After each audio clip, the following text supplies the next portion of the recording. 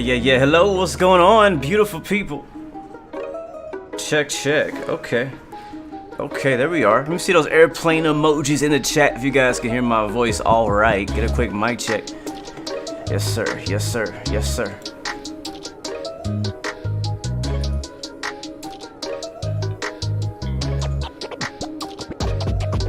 All right. Well, hello. What is going on, beautiful people? Welcome back. It's your boy Blue. We're back on Microsoft Flight Sim. Once again, we had to do it. You know what it is. We're back on Microsoft Flight Simulator in the PMDG 737. This time around, we're flying Ryanair. And you see, there's something a little special about today's stream, and that is the fact that we have started a little new pilot career. And I'm going to tell you a lot more about what's going on with that right after these shout-outs. Cosmo, Christopher, welcome to the stream, my friend. Good to see you. Jordan J, hello. Nathan Hartman, welcome aboard, my friend. Good to see you. Jordan J, hello. Welcome to the stream. Always a pleasure to see your I want to say faces, but I can't see your faces, so I'm just seeing your names in the chat. So thank you guys so much for coming through and chilling with me today. Dark Knight, welcome to the stream. Good to see you. All of my VIPs who show up here early absolutely deserve a shout-out. Micah Boy Productions, thank you so much for chilling with us. Hair Silhouette, thank you so much as well. Project XVI, thank you so much. Jack Soros is in the building. Welcome to the street. Starly with the rocket ship. I see my friend. Welcome aboard, my friend. Good to see you. Mr. Tree Man, everybody's showing up now. What up? Yeah, we'll talk more about that as well later. Jack had a bit of a bad luck last night. I mentioned in the last stream that I was going to be trying to do a long haul, and things didn't work out so great. So if you remind me, we'll talk about it later in our flight. We got a bit of a trek. Right now, we are in the Ryanair 737, and we are planning to head over to Barcelona, Spain. Yeah, it's going to be a pretty nice flight. Not too long, but the main thing about today's flight is we're starting a brand new pilot career. Let me go ahead and get this out the way so you know, guys know what the heck I'm talking about. What do you mean a new pilot career? This is obviously a virtual pilot career. But so basically, there is a third-party application called Simbit World, a pilot's life. Let me go ahead and bring that open on the screen. I'll show you guys exactly what I am talking about. Just give me a second to move over to my window here. Where is it at? Yeah, there it is, display. And here we are. So this is the application for Simbit World. I'm actually going to remove my face off of it so you can see the whole thing. And we'll turn the music down. Won't spend very much time in here, so I just want to quickly show you guys why we're doing what we're doing today. So yeah, this is the full application. It's hiding a few things down there underneath my overlay. There we go. But basically, what Simbit World is, in a nutshell, is it's a pilot career. You start off as a rookie, a first officer, a junior, whatever you want to call it, and you get in here. And you have to basically, it gives you $5,000 initially in your bank account, and you can use that money towards buying a aircraft rating. And I can't show you that screen because I've already started my career, but it gives you you can buy a rating. You can choose to buy a 737 rating. Like $5,000 in in-game currency is enough to buy even a 777, a 787, whatever plane you're interested in. $5,000 is enough to get you the rating for that aircraft, which is kind of cool. You know, I feel like I wish there was like a hardcore mode where you could say, all right, well, just give me like 1,500 or $1,000. Let's see if I can start from there, and all I can afford is like a CRJ license, and then I can, get, whatever. Anyway, so basically, once you buy your license, you are now, for example, me, I bought the 737 rating because I knew the 737 was coming out, and I was going to want to spend time flying that plane. And so basically, I bought the 737 license. Now I'm able to go to the job market here and search for jobs. So it's different than a virtual airline. You don't start off with your own airline. You don't make your own airline. You are not you're not an airline. You are a pilot. You're an employee. And right now, before you get into an airline, you are unemployed, and you have to go through this list and find some company that will hire you. And once they hire you, you can start flying the routes that they schedule for you. So these are basically all the airlines in the world. You can filter it by country. Since we happen to be in Europe right now, I'll just do the European ones and turn off all the other ones. So you can see Air Europa, Aegean, Aer Lingus, Aeroflot, EasyJet's in here, Flybe, and on the right side you'll see it has their rating. So when you start off as a new, unemployed pilot with no flight hours, you're not gonna get a job at KLM right here because it's a 5-star airline according to Simbit World, and you have you have to work your way up there. So you got to start somewhere small, like maybe Jet2. They start flying with them, or let's see who else is Helvetic Airways, one of these maybe 2 or 3-star. I think the highest you'll probably get accepted is maybe a 3-star if you're lucky. EasyJet over here is 3-star, and I think actually there's an EasyJet. Yeah, EasyJet's 3. EasyJet Switzerland though is 1. So if you love EasyJet and you love flying around the Switzerland area, then you can do that. I can go over here and click on the details panel, and when I click on the details of EasyJet Switzerland, it'll take a quick second to load up. It's going to basically load up all of the routes and information about this airline that are available. So there's actually a lot of information coming in here. So here it is. So it shows you a little description of the airline. It shows you all the aircraft types they use. Now this is important because I can't get hired at EasyJet because I got a 737 license and they don't have any 737s. So if I knew that I was going to try to apply for EasyJet, it would be smart for me to spend my my money on applying, or sorry, for buying the A320 license, and then I can fly all the Airbus family. So you can see these are all the routes that they fly in and out of the Switzerland area throughout Europe. Here's a bunch of the flight numbers and flights that you can expect. So it's good to look through these and find out if these routes are something you like. You can see the distance here too, 200 miles. So they're all pretty short flights. If you're not into long hauls, this will probably be a good airline to start off with if you like flying in Europe. But anyways, after that you can apply for the job. Like I can apply for it now, and it says nope, you can't because you don't have the correct aircraft license for this that they offer. So what I did, I've already done this, but what I did is I basically filtered Europe and North America, and I was like, I can't really, I applied at Aero Mexico, I applied at, I think, United, I applied at Delta, I applied at a bunch of different places that I knew I wasn't going to get into, and I got rejected. Right now it shows that I have no job offers.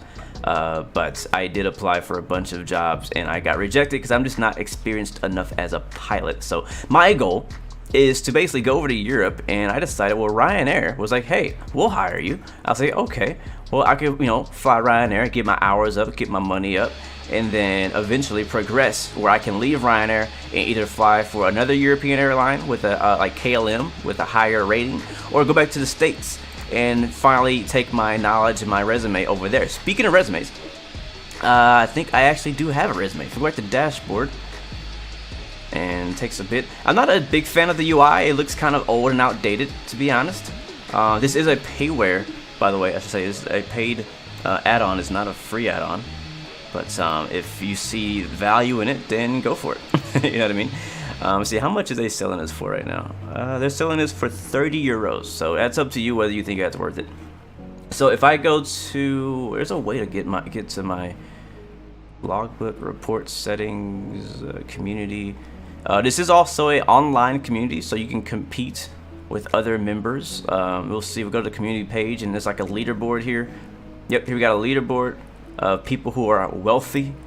Wow, these guys are very rich. I guess that might be the max, is $1 million of wealth, I assume. And then you can see I'm probably way at the bottom. There's somebody in here who is negative $1 billion. What did you do, Mr. Rodriguez? How did you possibly? Also, there's a leaderboard for XP, so if you're into that, you can do that. It also shows how many recorded flight hours, how many connected pilots there are right now, 178. There's like 122 current flights going on as we speak, and there are 1,579 pilots in the system so far. So there is a way. I can't remember how to get to my resume, but there is a resume section which shows you basically what you're all able to do. So you can go to my, oh, here it is, resume. It was right in front of me the whole time.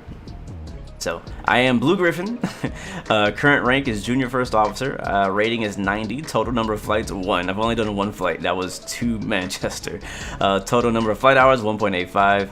And we are currently enrolled in Ryanair UK. Not even the regular Ryanair, just Ryanair UK. That's like the lower Ryanair apparently. So that's our resume. Not very long at all. If I go to my current contract with Ryanair, it's crazy. It actually writes up an entire contract for you. And I'm an employee of Ryanair. Here's my name. Here's my duties, the stuff that I'm expected to do. My responsibilities, my employment period, it started on the 13th. I get paid weekly. I get paid, I think it's $18 an hour per flight hour. That's pretty darn low for a pilot, I gotta say. Yeah, weekly, there's bi-weekly, there's monthly. I'm on the worry-free contract. There's also a more hardcore contract where you have to get a certain amount of flight hours each week. I don't have enough time for that, so I don't do that. They will take care of all my travel, food expenses, and stuff like that, blah, blah, blah. It's all role play. I mean, it's whatever. So that's what we got going on. That is what Simbit World, A Pilot's Life is. And today we have been given a schedule from Ryanair UK. And this is our schedule. So we have a bunch of flights. We're not going to do all these today. Matter of fact, we're only doing one. We're doing our flight from Manchester to Barcelona. After that, we're expected to go Barcelona back to Manchester and then to Lanzarote. I'm not sure how to say that. Seville. We got UKLL on our schedule. So these are all flights that I'm going to be doing eventually on my own. Probably not for streams. I might stream a couple of these maybe in the future. But this is the schedule they give me. And again, I get paid by the hour per flight hour. So today, our flight, again, like I said, is Manchester to Barcelona, 744 miles. So we got to go ahead and get going. It's going to be, I think, just under a 2-hour flight. So let's go to flight now. And what I'm going to do is go to, well, basically, I'm going to change my aircraft. I think it has me in a 737-800. I'm going to click change aircraft. That's going to put me in a 7377 right here. I'm going to hit check on that. That's good to go. Now, if you need to divert, you can actually hit divert. This screen will stay open during your flight. And then that's basically it. There's not much else to do in this screen except for hit SimBrief dispatch. That's going to actually pop up on my other monitor and start to dispatch my flight. Our flight number is 1935. I'm actually going to change it to 116 for our call sign only. Our flight number will still stay the same. Take 30 minutes to that. So analyze our route and we'll generate our OFP. And that is it. So basically everything's over in SimBrief and it's filed. We don't need to look at the screen again until we finish our flight and we hit submit flight, or we need to restart if anything goes wrong. So I'm gonna minimize this back to our flight sim, and hopefully I broke that down well enough for you guys. Where is OBS? Move you guys back over to the main screen. I also have not been looking at the chat since I went into that screen, so now I can see the chat again. Ted, welcome to the stream, man. I don't think it's it might be 2 hours. Is it 2 hours? I think it is 2 hours, actually. That's why we gotta get going, because we got a nice long flight today. Let me bring the overlays back up. Boom and boom. Hello, hello. Welcome back, guys. Welcome back. Yep, basically iceberg. You're pretty much right.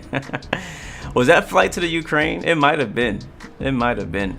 Honestly, the thing about it, man, is I enjoy this style of gameplay. I enjoy having applications like Simbit World that allow you to kind of have a progression, to kind of role play the role of a pilot. I like also playing the side of an airline, being able to hire pilots, being able to, create routes, make money moves, stuff like that. I enjoy that side of aviation, and I love simulating that side as well. That's just my personal, thing. So anyway, so just so you know, that is running in the background. Hinchy, thank you for the follow. Welcome to the Blue Royal family.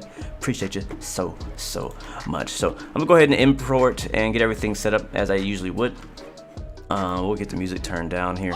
But SimBrief has already filed my flight plan. I also send my pre-file to Vatsim. We will be flying on Vatsim.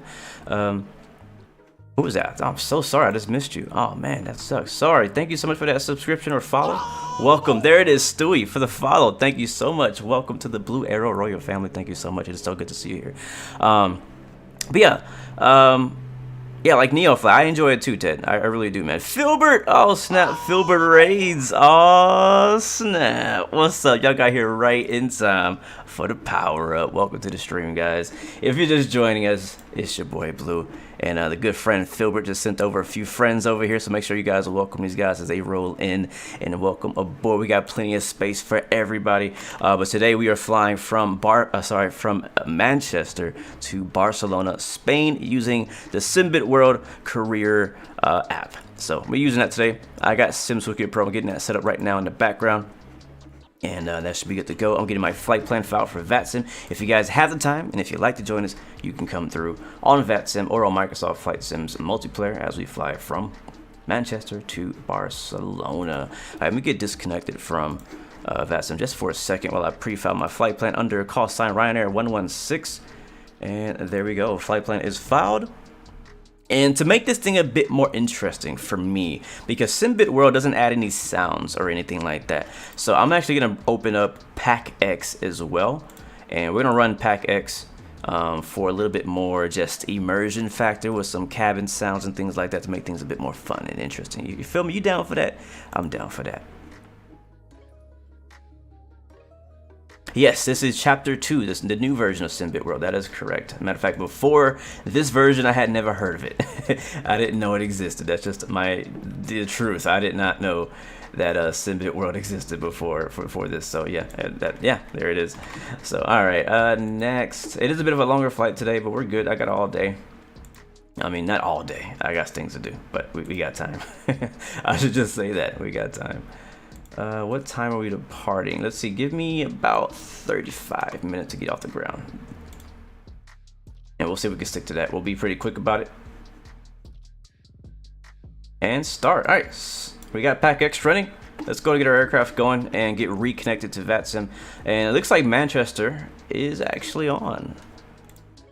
I bet that makes you guys cringe, all my European friends. Or like Manchester, you're just not saying that right. I don't like the way you say the R. I don't know. Hopefully not. Hopefully not. Hopefully my voice doesn't bother you guys. If it did, you wouldn't be here, right? I only assume so. All right, we'll kill the music all the way. We'll bring that back in our cruise since we have a longer flight today, and let's get this thing powered up. All right, so we already have the ground power connected as the aircraft has been sitting here. We do not have a jetway in this ramp spot here at stand 7. So I guess we're expecting the bus to come through. So what we'll do is we'll go ahead and get the air conditioning so we get some AC for our passengers as they're boarding. We'll also go and not gonna worry about any water, no lavs. The fuel takes quite a while, so we can bring the fuel out first. I'm gonna switch this to stairs. And we'll go over to doors, open up the left door. And we could use the air stairs, but that's not as comfortable for our passengers. That's more better for like maintenance and stuff like that, like we did yesterday. So we are going to instead bring out the actual stairs, which I have not used since like my first time loading in where I didn't want them. So stairs are going to come out. Those are now arriving. The air stairs there. We have, according to our flight plan or our load sheet, we have 118 passengers on board. Matter of fact, we're gonna go max it out. We're gonna go 128 passengers. A lot of people are pretty excited for the Spanish Formula 1 Spanish Grand Prix coming up this weekend, I believe. And we got a lot of passengers who want to get in there early and enjoy some of the stuff going on there. So looking forward to that. Let's go ahead and bring the passenger bus out so they can get going. And you know, why not? We'll have some cabin. We'll get some snacks in. It's a bit of a longer flight, so it'd be a good idea to get some cabin services in here as well. And we'll also bring out the loaders, front and the back. They probably got to hold, I think, for the fueler. They don't. I don't like that. I wish they would change the ability to have the baggage people to be able to do their thing while the fuel truck is out there, because in reality we don't wait for the fueler to finish before we load up the plane. All right, block fuel today is 16,962. That's 16962. I repeat, 16962. I feel like one of those like commercials online, you know what I mean? They repeat the whole commercial is in repeating the telephone number the whole time, the whole 30 seconds, 45 seconds, whatever it is, they're doing it. All right, let's go and start fueling. It's gonna take some time. 16,000 pounds of fuel. Now we are still in pounds. I just thought about that. We're in Europe. We should be in kilos, but you know what? That's okay. We're gonna stick with what we got because I don't want to go and change all of that. All right, what else? That's good. Let's get the battery all the way on. And I'm gonna adjust that noise. Got our flight attendants on board today. All right, we got power to the aircraft. Let's go ahead and get things started. So let's see. Window heat on. Logo lights, don't need them. The sun might set on us. You know, it is evening or afternoon or later in the day here in the UK. Over the nav. Window heat on. We're not going to turn the APU on just yet. I want to save some fuel. You know, I mean, we are a part of my pilot career. I want to be in good standing. You know, I want to be known for doing my best to save fuel for the operation for the airline. You know, so you know, I'm trying to get hired at either KLM if I stay in the Europe, or I might stay in Europe. We'll see. We'll see if Europe can convince me to stay over here, or if I'm gonna go back to the US and get hired with a US carrier when I get my hours up. We'll have to find out. All right, cool. That's looking good. I'm actually going to switch this side to my FS actions. Go to FMC, go to position initialization, go to we are at Echo Golf Charlie Charlie. Did I get back on Vatsim? Let me double check that. I don't feel like I did. I did. We're on Vatsim. ATIS is on 121.9 or 7.5. And information whiskey is current. We have ground online. That's all. No tower, but that's fine. We can get our clearance at least from Manchester ground. It's going to be pretty nice. So do we have a GPS position? Not just yet. I'm going to keep an eye on the feeler guy. He is doing his thing out there. Beautiful. Thank you for your service, my friend. I don't have any A380 to my left, so I don't see it. Honestly, if you're on Vatsim in an A380, depending on what livery you're in, I should have... Oh, I see something popping up over there. I should have... I'm using AIG model matching, and honestly, this will be a good test. Oh, look at that! There's a freaking Emirates A380. Is that what you're flying in, bro? Are you legit in that plane? Because if so, success. El Bapino, my friend, the homie, representing France. Thank you, my friend. Merci beaucoup. And bonjour, ça va, right back at you, my friend. Doing pretty good, man. Thanks for asking. Good to see you, my man. Beautiful, beautiful. Oh man, I love that the LSG Sky Chefs, even though I don't know if they use those in Europe, I love that they it matches the colors of Ryanair. It's pretty nice. Did I miss the question? I'm so sorry, Bigger. You know what it is, man. I always miss questions in chat. So let's drop it. I'll give you permission to drop it in there one more time while I'm watching. And it's just at this part of the flight, I'm usually heads down in the FMC and stuff. So we do have 28 minutes to get off the ground, so I don't want to take too long. Nice, Barna. We're headed to your home airport. Pretty sweet. No, there is no A380 out by fly-by-wire. I'm not sure how you got that conclusion, my friend. But no, don't. It is not. That is model matching from AIG that I've downloaded. That's all. All right, so we're at Echo Golf Charlie Charlie. That's Manchester, UK, and we're going to Lima Echo Bravo Lima. Now, what's funny is we're flying to Barcelona. My long-haul flight is also to Barcelona for the Formula One World Tour. For the Barcelona or the Spanish Grand Prix, and I'm gonna tell that story when we're in cruise. But yeah, it's anyways, yeah, I'll go there later. Am I rocking the 1080 Ti, or did I get a new GPU because you're impressed with my performance? No, Bigger J, I have not changed any of my internal systems for the past like 2 years. Matter of fact, I've had the same SSD drive, same RAM, nothing. I've changed nothing in my PC in forever. Alright, so let's go and get our clearance first, because I don't fly in Europe that often, and I don't know if we're going to get the same clearance that we asked for, or if they're going to change it. I will read off the ATIS for you guys. You know what, let's see if it'll come up, if we can hear it. 121975. Approach +18, dew point +9, QNH 1016, threshold QFE 1007.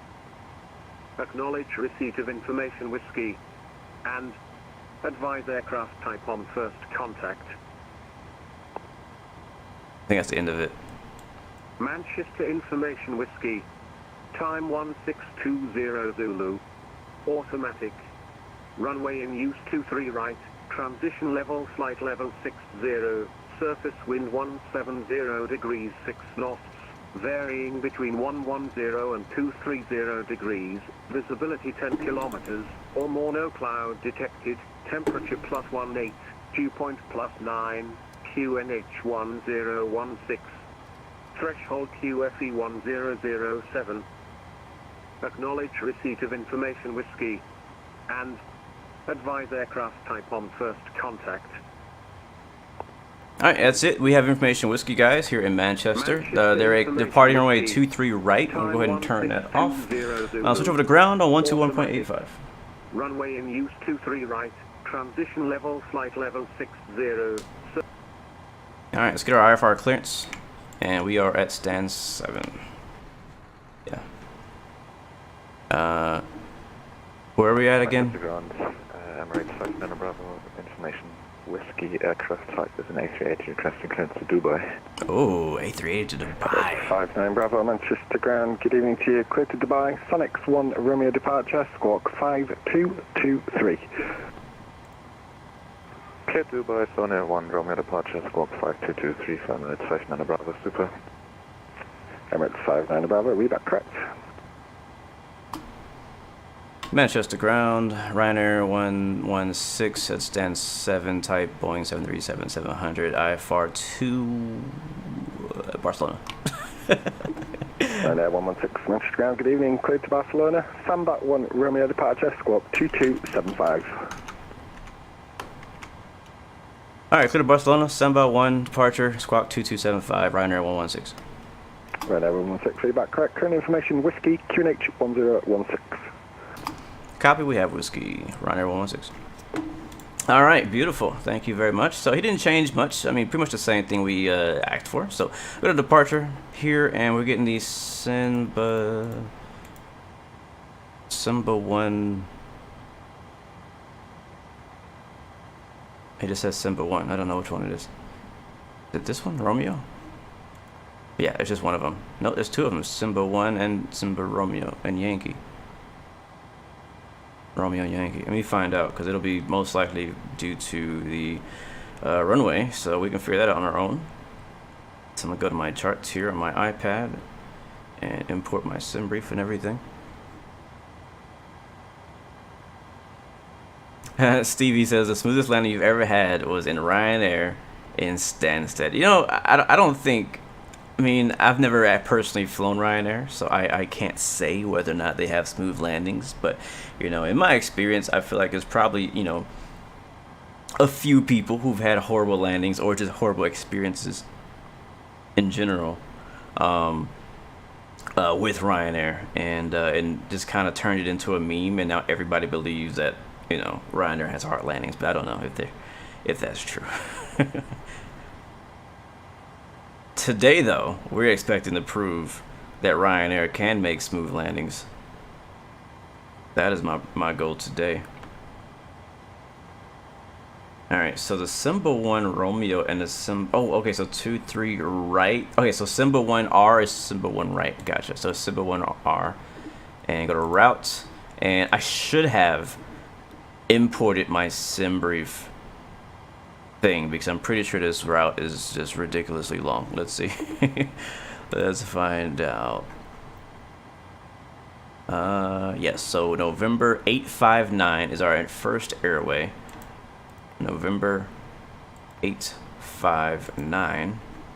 Put that there, and from there we'll go to Uniform Tango Uniform X-Ray Alpha, and then Uniform 859 again. That's the same. Oh, yeah. So Uniform November 859. That's our airway to Sopio Sierra Oscar Papa India Lima. This is helping me with my letters. Then Bravo Alpha Lima Alpha November. That's direct. Manchester ground, good evening, shuttle 42 Bravo with you, ramp 6 A319, request IFR clearance to Heathrow. AVP, okay. Shuttle 42 Bravo, Manchester Ground, good evening. Cleared to Oh, wait. Heathrow, Sandbot 1 Romeo departure, squawk 0232. Samba 1 Romeo departure squawk 0232, shuttle 42 Bravo. Shuttle 42 Bravo, we'll be back. Correct, current information is Whiskey QNH 1016. It's gonna be the 461, so the top one. Alright, from there. What up, Spotting TLV? Good to see you, man. Do I know if the X Cloud is good? No, I don't know. I don't know. Alright, so what's next? I had to verify. I had a bad experience with having a waypoint in wrong yesterday. Again, long haul story. I'll tell you in a little bit. After Balan, we're going to Echo, Victor, Papa, Oscar, Kilo. I tell you guys, if you can get your hands on like a realistic CDU, inputting stuff like that into the flight plan is so much faster. Alright, boarding start. Request all these guys. We'll go 1600 in the front, 1600 in the back. And once they get in there, we'll start them. Alright, what's next? After Bellon, we got Epivoc, and then we got Narak, November, Oscar, Romeo, Alpha, Kilo. And then Gulf, Alpha, India, GAI.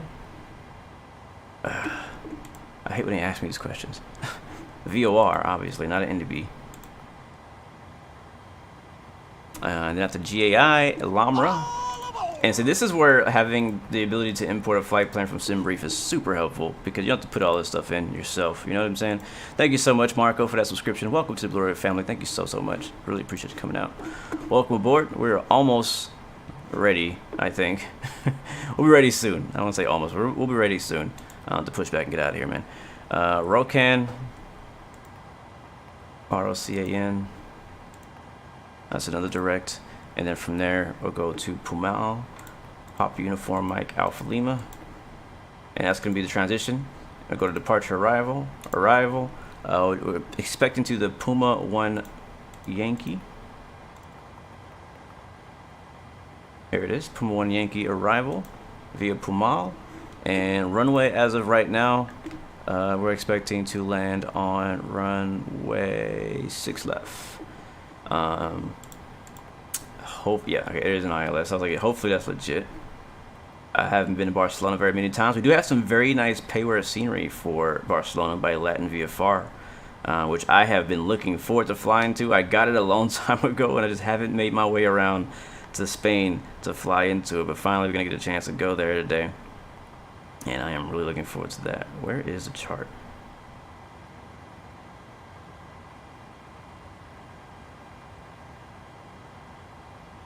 Oh man, going through these European charts is killing my brain.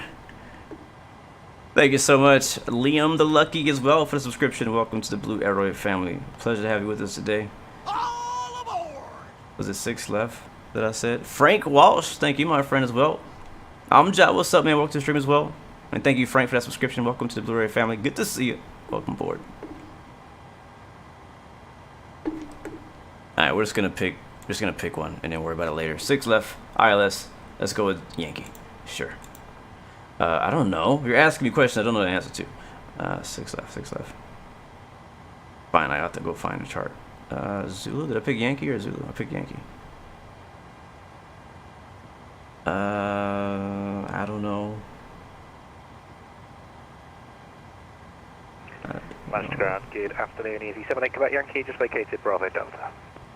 EG78 Quebec Yankee, Manchester Ground, good evening. Welcome to Manchester. Taxi chef stand 24 via Alpha, Delta, Echo, November Charlie, and Romeo. Is there any chance of anything on PB, Terminal 1 if possible, EG78 Quebec Yankee? EG78 Quebec Yankee, Roger, taxi stand 8 via Bravo, Papa, and Lima. Bravo, Papa Lima, stand 8, thank you very much. I think he's parking right next to us. I don't see any of these transitions in Barcelona for 6 left, unless I'm looking at the wrong chart. I'm looking at Zulu, that's why. I still don't see them. So I have no clue Which one? We're just gonna pick Ruby. Sure. And we'll change it later if we need to. Alright, we're gonna activate that. Execute it. Go to legs. Make sure ain't nothing in here that's not supposed to be. There's a discontinuity right there before robot. I'm gonna click on robot. Drop that right there. Execute that. They should be done loading our bags. Right there, 234, stand 50, push and start is approved, push back, straight push, hold Golf 1. Let's go get rid of one of the guys that are in the way. Fuel truck gotta go. And the pushback to galley can be done. If you can repeat because we have disturbed radio. Right now, 234, no problem. It's just a straight push back and hold at Golf 1. There's supposed to be a small update to the PMDG 737 this Friday, but not sure what about. Okay, well, I'm curious about that too. I had an update early this week, but it ended up being for the PMDG DC-6, and I was like, that's random. Alright, so our flight plan looks fine. Let's go ahead and hop over to our perf page. We'll get that filled out. On the ramp, we're going to be 128,000. Again, this is all in pounds right now, so I forgot to change it to kilograms, but it's all the same. 128.8 is our ground weight. Our planned fuel is let's put 17 even. A320 packs to your right, stand 8, push and start is approved, facing south. And then our reserve fuels be 2.1, that's pounds again. And our cost index for today's flight is 66. And our cruise altitude is expected to be 39,000 feet. 390. Our cruise winds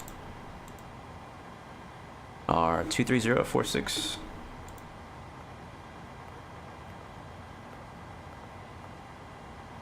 And we'll click on zero fuel weight, 104.9. We'll make that change, and we should be done. Yep, they are done. Nope, he's still loading the back, and the front's still on the way. And I hear traffic. And 1, 2, push and start is approved. If you can push back on 2. Is that A380 I hear? That thing is loud. Oh wait, no, it's an EasyJet here. And yeah, look at my AIG models. Wow, I moved like far away and like just shut the heck off. I think that must be stand 8 on the other side of us. Okay, cool. Is there an interior to this scenery?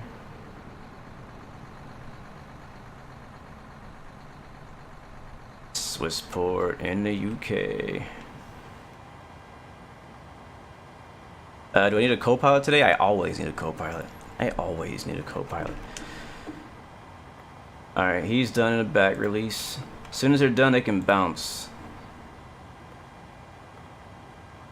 Alright, fueling's done. Passengers should be done. Yep, nope, they're almost done.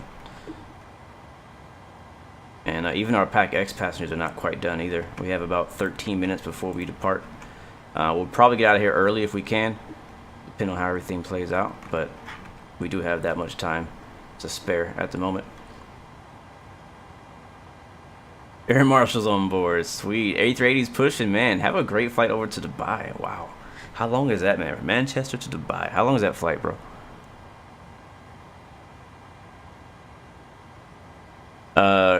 This tutorial is great, but the Simbit program saves so many steps. Just one extra click and it's done.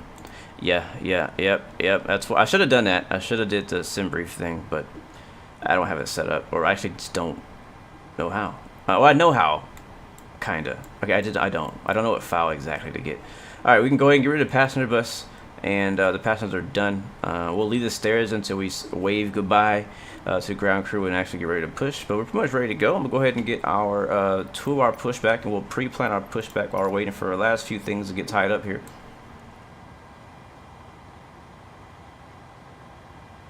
The A380. No, I don't have AI traffic turned on, so all the traffic you see on right now is all actual people on Vatsim. I don't have any AI static models. All that stuff is turned off for today. I was like, we're flying in the UK. It tends to be a bit busier, and plus, when I turn on the AI traffic, it it kills my FPS quite a lot. So decided just not to go with that. All right, are we ready to go? Are they ready? All right, they're almost done with the baggage. Stewie, do I only play Microsoft Flight Sim? No, I do not. I play a lot of games. And other sims too. My other flight sim is X-Plane, and I also play DCS World, which is a combat flight simulator. And then that's just the flight sims. I also play iRacing. I play Formula 1 games. I mean, come on, the list goes on. Let's not even go there. Alright, we are ready. Let's get the APU going. First of all, fuel pumps on. And we'll get the APU started up here. APU is not in ops, so we do not need an air start. Speaking of air starts, just yesterday, or last night, we had to do an air start at work. It's pretty cool. It's actually my first time having to assist doing air start in the operation. Yeah, everything looks good over there. Let's go ahead and request our perf. Check top side. Looks like APU is firing up. Let's go and listen to it.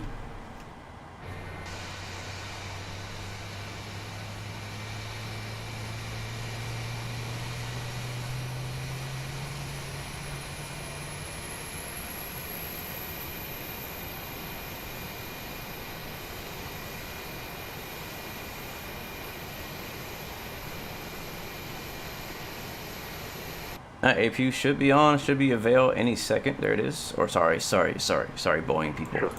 Avail. Alright, that's good to go. We'll get the packs turned on. Actually, taxi Lima, hold Lima 1 for APU now. bleed and packs on. I would love to see that A380 taxiing around Manchester. Would love to see that. What else do we need to do? I think that is all. Just gonna double check. Alright, our uplink is ready to execute as our actual perf. Clear that. Next page. Alright, wait, hold on. N1 limit, takeoff page, flaps 5 for takeoff today. Our CG percentage is going to be 25.6. That's a trim of 4.75.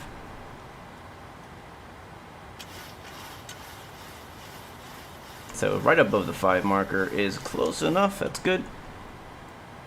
We'll jump in here and get our V speeds as well. So 117, 120, and 130. There's our ground weights. And let's go ahead and get rid of stairs. And let's get the door shut. After the Emirates Airbus A380 yep, door's closing. To Papa 4, and you are cleared to pass through. Taxi holding point Juliet 1 for 23 right via Lima, Papa, Kilo, and Juliet. And seatbelt signs on. Beacon light on. Juliet 1 via Lima, Papa. And let's check on our passengers on Pack X. Make sure they are ready to go as well. They should be. I think they. Let me see something. Yeah, I think they're already ready for it. They're waiting for us.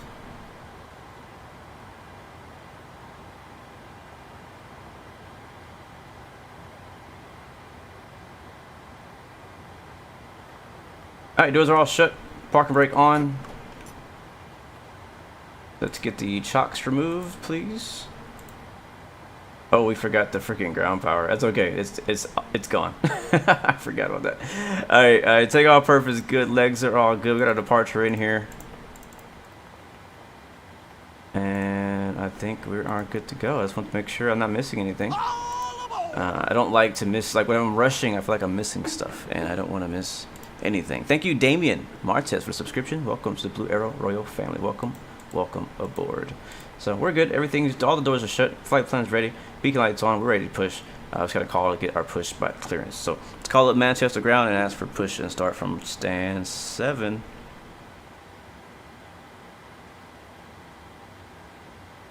Manchester ground. Ryanair 116 is ready for push and start for stand 7.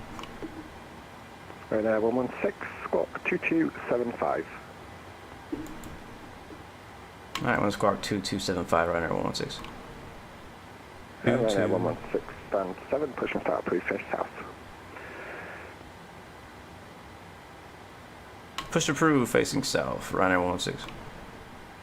And Emirates 5 number, we're ready to taxi. Alright, we're squawking Charlie, 2275. Holding point Juliet 1 for 23 right. Beacon light is on, APU is running, we're on an APU gen, this is call off the truck. Request a pushback. Holding point Juliet 1 via Papa, Kilo, and Juliet 5 number, Bravo. Altitude set for our departure. It's gonna be 274 heading. And Manchester ground to request taxi on 130, be like 135. Ryanair 234, after the British Airways Airbus A319 passes from right to left, taxi holding point Juliet 123 right via Golf and Juliet. After Airbus Did he say 320 south? British Airways, taxi to Juliet 1 on He did say south. South is going to be tail left. Cleared for push start. Please release parking brake. Hold on, bro. We got to change that. Cancel plan pushback. Can I pre-plan something else? No? Okay, I guess I can. Alright, brakes released. Clear to push. Parking brakes are released. Commencing pushback. That was the worst transmission I've ever made, but there you go. It will start in the sequence. Alright, yeah, hopefully oh, okay, cool. I can actually change it myself now. Cool. Mr. Ground, good evening to Charlotte 4 Charlie Whiskey, stand to 1 over 320. I was expecting north, but we got south, so that's okay. Shamrock 43 Charlie Whiskey, Manchester Ground, good evening. Cleared to Belfast City via the Eclad 1 Romeo departure, squawk 7705. Cleared to Belfast City, Eclad 1 Romeo, squawking 7705, Shamrock 43 Charlie Whiskey. Shamrock 43 Charlie Whiskey, correct. I wonder why I can't control this with my thing right now.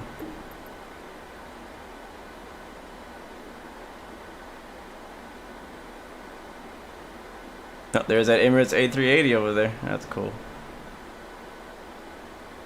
Ryanair 234, if you want to take Mike 1, that is fine. There's no further ATC, I'm afraid. Monitoring coming out 122, decimate. Have a great flight, bye-bye. I guess we're gonna make a U-turn there and take Juliet around. Copy that, thank you, sir. Monitoring Unicom 122 decimate. Thank you very much for fantastic control and see you again. Ryanair 234. Take care, bye-bye. Yeah, that's close enough. Hold. Okay, pushback completed. Please set your parking brake. Park brake set, clear disconnect. Show me the pin. Set. Ground. You may disconnect. Alright, Okay, sir, fired engines clear up. to disconnect. Starting engine 2. Pin has been removed. See you at the side. Have a good flight. Holding position waiting for the visual. Thank you and goodbye.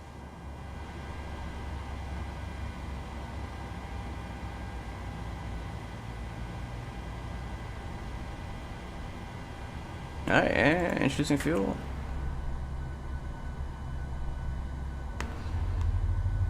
Alright, that's 2-3 right over there.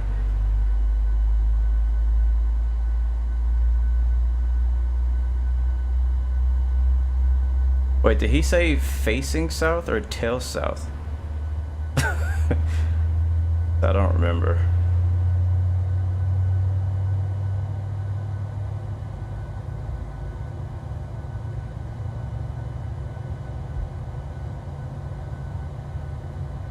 Facing, oh my god, so we had it right the first time. I thought facing north seemed weird. For whatever reason in my head I thought tail south, QNH now 1015, which is what we did. information X-ray current QNH 1015, Manchester out. At 1015. And starting engine 1. I feel stupid now. I feel stupid. Facing the wrong freaking direction.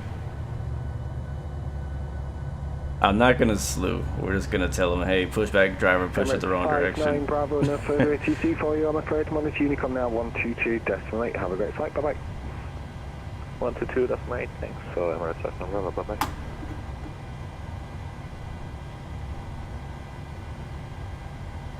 Yeah, that's what I'm used to. Like where I work, usually it's they tell you where they want to put the tail, not facing. I'm not sure if that's I don't know what he said now. I don't remember. We have to rewind the video back. But I, for whatever reason, in my head heard tail south, so I went tail south, which is what we're doing right now. It's tail south, which I thought was weird because the runway, I mean, is over there. We can go around, so I don't know. I don't think it really matters. There's no traffic in the way, so we're good. Stewie, no, I am not a pilot in real life, but I do work on the ramp. Manchester ground, Golf Delta, Oscar Charlie Papa, good afternoon. Golf Delta, Oscar Charlie Papa, Manchester ground, good evening to you too. Pass message.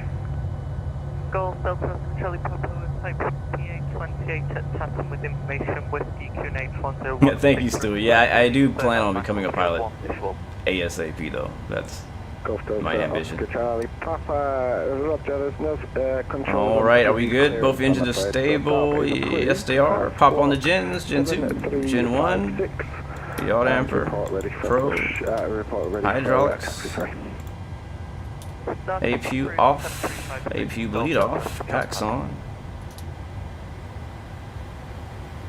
flaps 5, 1, 2, 3. No 3, just 5. 1, 2, 5. There it is. Squawking Charlie, we're on 121.85. Oh, what did I just do? We are expecting to have departure on 122.8, which is Unicom.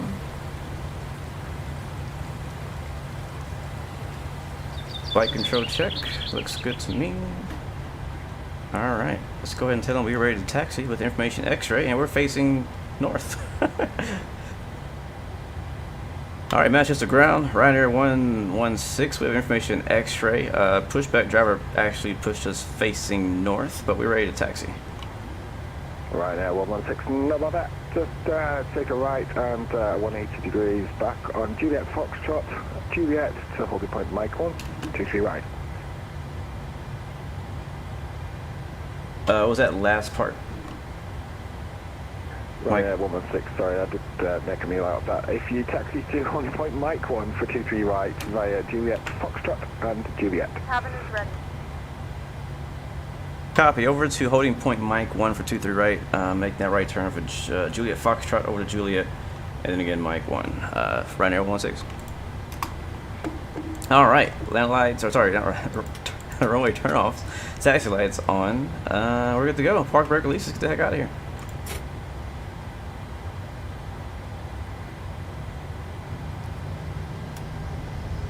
Alright, verified takeoff speeds, 117, 120, 130.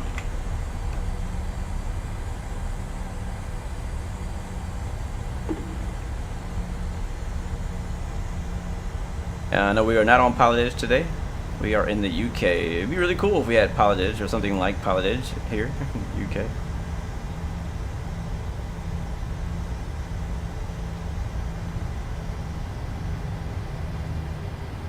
Golf Delta, Charlie Papa, ready taxi. Golf Delta, Oscar Charlie Papa, Roger, you able Papa 1 depart? Yes, we're on Vatsim today. A-Zone, Golf Charlie Papa. Golf Charlie Papa, Roger, taxi, holding point Papa 1 for 23 right. Alright guys, if you could, don't mind, just hold your questions until we take off here. Papa 1 by Kilo Papa, Golf Delta. Not too long of a taxi though.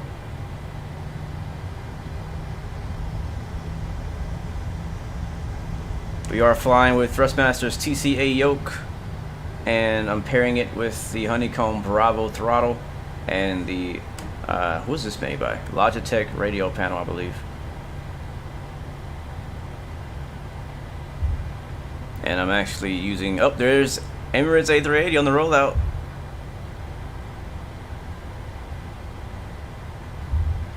What a beautiful model. Ugly plane, beautiful model. And rotate, there he goes. Have a good flight to Dubai, man, that's a long flight. My question is, what A380 are you flying? Like from what sim? Like what model? None of the sims have many A380s, so which A380 are you flying? Reaching Papa 1, Promise Unicom now 122 decimate, and just caution wake turbulence, Airbus A380 just departed.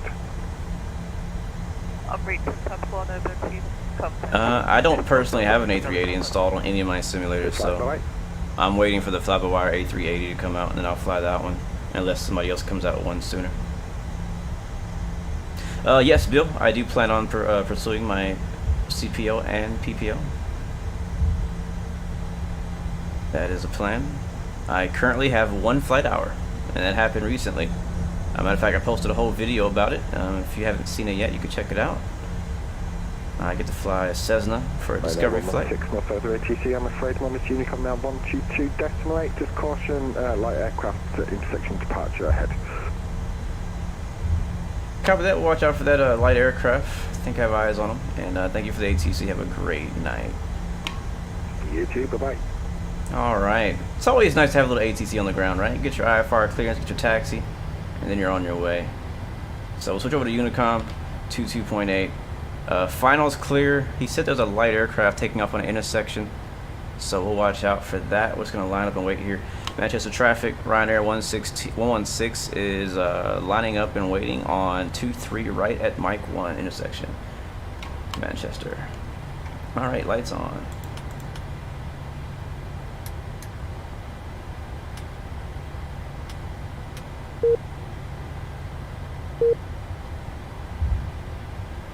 Guys, it has been a long time since I have flown in the UK. If you can find it in time, let me drop some British flags in the chat for me. Just spam them. And let's get ready to get out of here. Over to menu, FMC. Let's see. Do I have everything set up? Are we good? Can we get everything on? LNAV arm, auto throttle arm, VNAV arm. Yep, everything is set. 6,000 feet. We're good to go. And Manchester traffic, Ryanair 116 taking off runway 23 right, departing to the south, Manchester. There it is. Ryanair station, caution, Golf Delta, Charlie Papa. We're still on the upwind. We'll let you know when we're out of your way. Oh wait, say that again. Golf Delta, Charlie Papa 1, the upwind 2 right. We'll let you know once we're out of the way. Copy that. We'll wait for you. I think there's a plane in the... Traffic, Golf Delta, Charlie Papa, type 28, passing 1000 on 1016, turning on course at Oldley Edge, Hill VRP, Manchester. Should be good to go now. Alright, thank you. Ryanair 116 taking off 23 right, Manchester. Alright, it was I think a helicopter? I'm not sure what it was. There was something in the way. We couldn't take off yet, so had to hold for him. And here we go, run up 40%. 50% sounds good too. And Toga.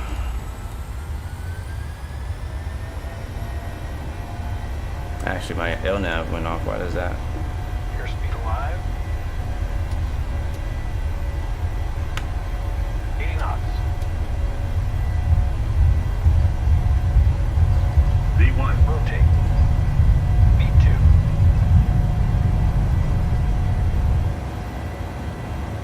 Positive recline. Gear up.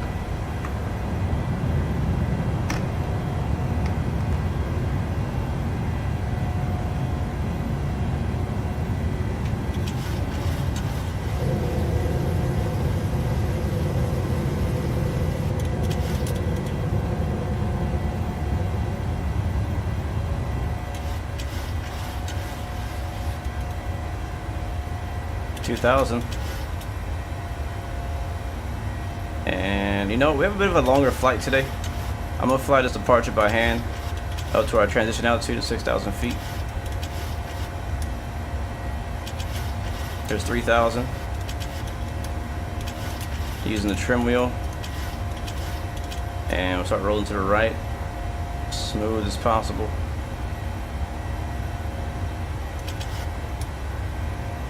$3,500.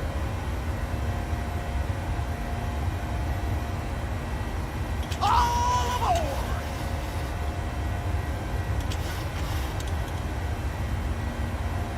4,000.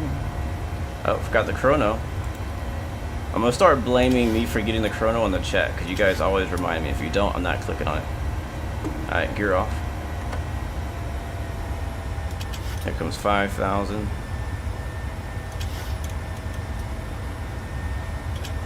Manchester traffic, Ryanair 116 is airborne, now passing 5,000.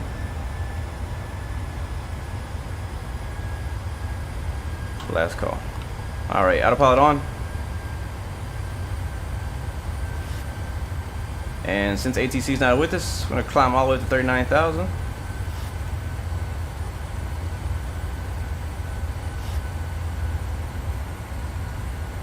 flaps up.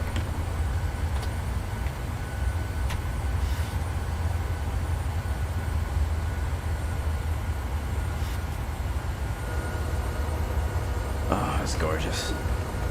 It looks so good. Oh, I love this plane.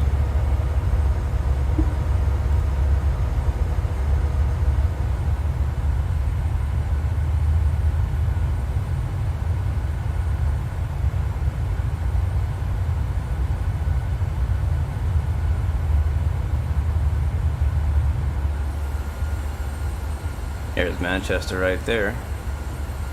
So we have an altitude restriction of, I think it's 5,000 actually, even though he said 6,000 to transition. This departure has a restriction of 5,000 feet, and I think that's why VNAV is holding our altitude. Traffic. I don't see traffic. Oh, he's off the scale, it says. I don't know where it's at. Let's do altitude intervene. And VNAV. No? Manchester traffic, Golf Delta, check out, oh, altitude target is 5,000 Samba. Once we pass Samba, it'll climb. Alright, we'll just watch it.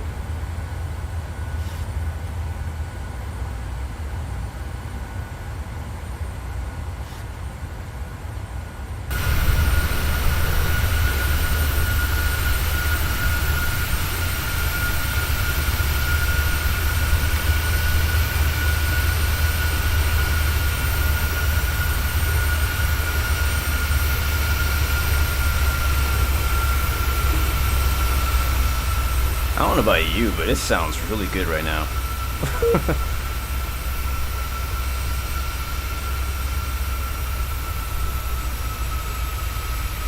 So there's about 5 miles until we get to Samba, where we get to that altitude restriction, and VNAV should climb us up to our final cruise.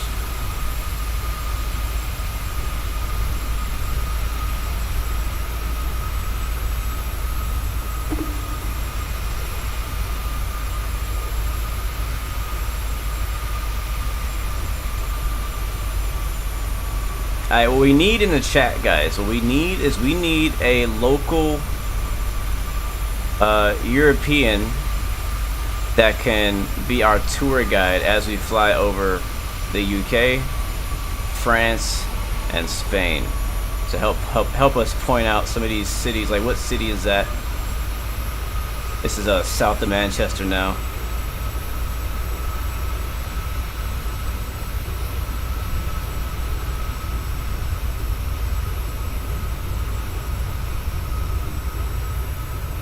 What road is that one down there? TKC's from the UK. Ted says I can literally only do England. That's good enough. We can share the love. We can have multiple people. So I'm gonna look on the map and I'm gonna cheat here and tell you where we are. We are flying over, or we're coming up on Trent right now. Stoke-on-Trent.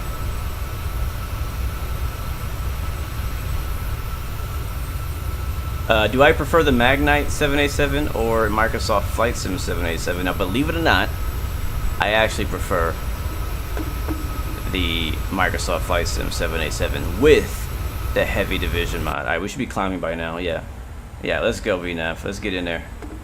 Let's get in there, VNAV. Alright, I'll hold none. VNAV. Yes, there we go. I was like, I know we're past the waypoint.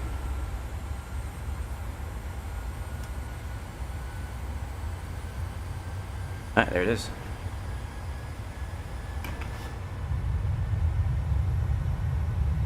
But yeah, I prefer the 787 from Microsoft Flight Sim with the heavy division mod as we're flying over Trent currently, because it's just more enjoyable to me.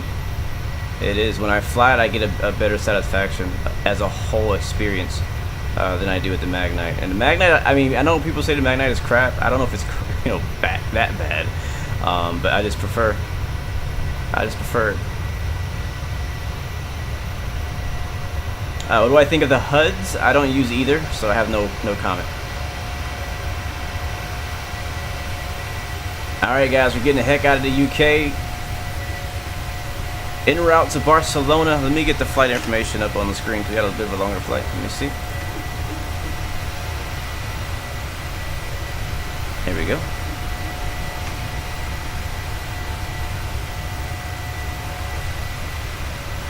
It's a bit of an overcasty day. Not too much bad weather though. We'll get a big eagle-eye picture of what we got going on in a second.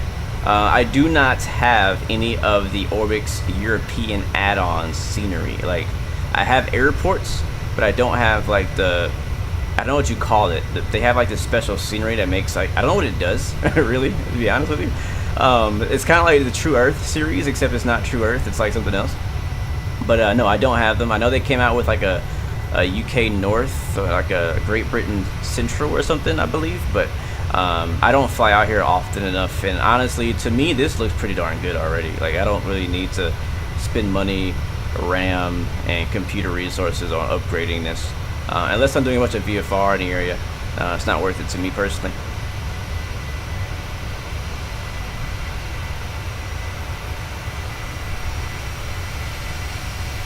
Alright, TKC is supplying the drinks on board today.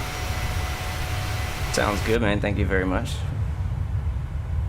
Alright, we should be above 6,000. Yeah, we're passing 12,000 now, so we're above our transition level. So we're going to standard. VNAV is on, doing its thing. We're passing 10,000. Landing lights off. Wing wells and wing lights are going to go off. Local light, we'll leave it on for whatever.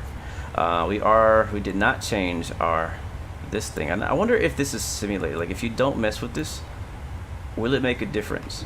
Like, can you get to a situation where you're deep, like you're not pressurized? Like, you know how an X-plane, how you'll actually black out if you don't pressurize the cabin. We do not have any fuel in the center, so I'm gonna leave the center fuel tanks off. Landing altitude in Barcelona, I actually don't know. Let's find out real quick.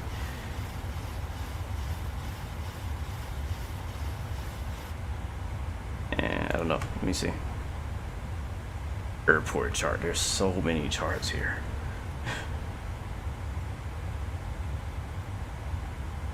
There it is. Found it.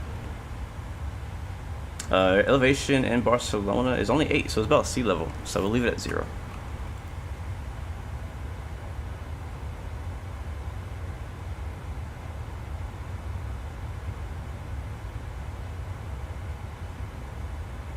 The things you remember from Ryanair are the crew trying really hard to sell you lottery tickets. What? Really? Is that a thing? They try to sell you lottery tickets on a plane? What light is that? I have a light on. Oh, runway turn off lights.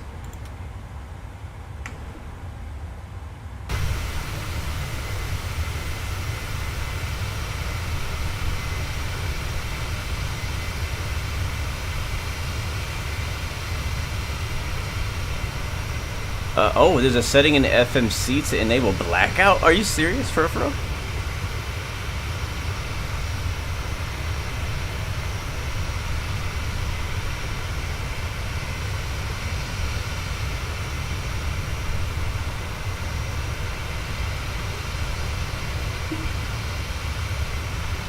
I would be surprised to see that. We're gonna take a look at that in a bit. Why is the 737 engine flat underneath? That is a great question. That is a great question. I don't know the answer to that question. But yes, they are not a perfect circle.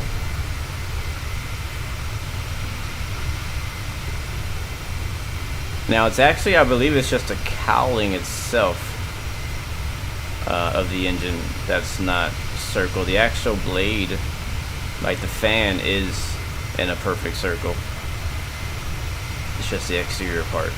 But yeah, I don't know. Any 737 pilots or mechanics in the chat that know the answer to that could educate all of us.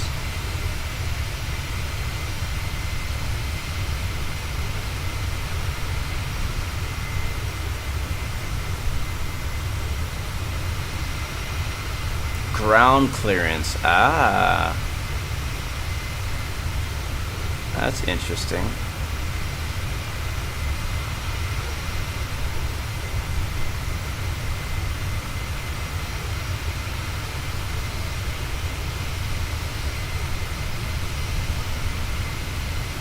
That is interesting.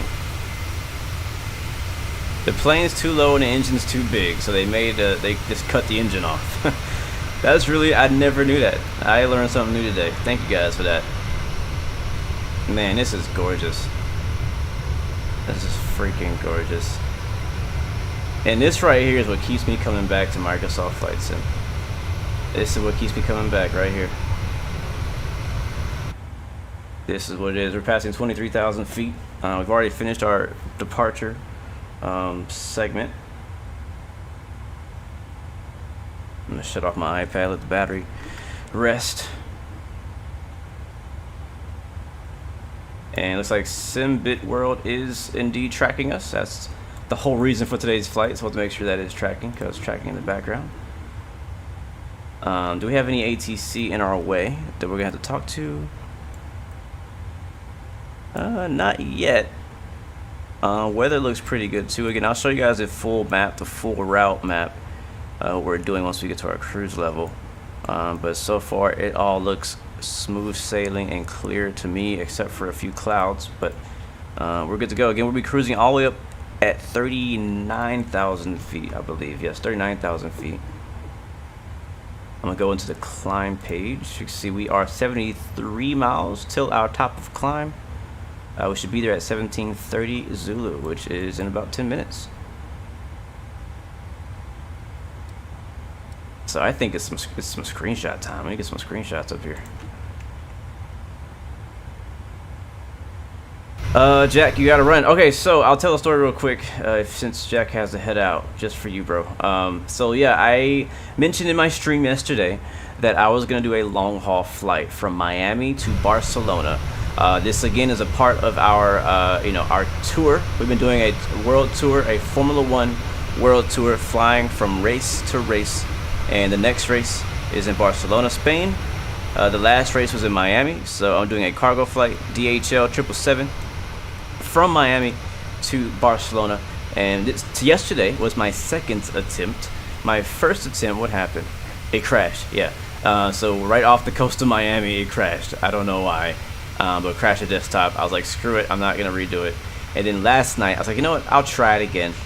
And I was gonna go to work, so I got the flight set up before work, and it flew all the way up to the middle of the Atlantic Ocean at one of the entrances of the North Atlantic tracks.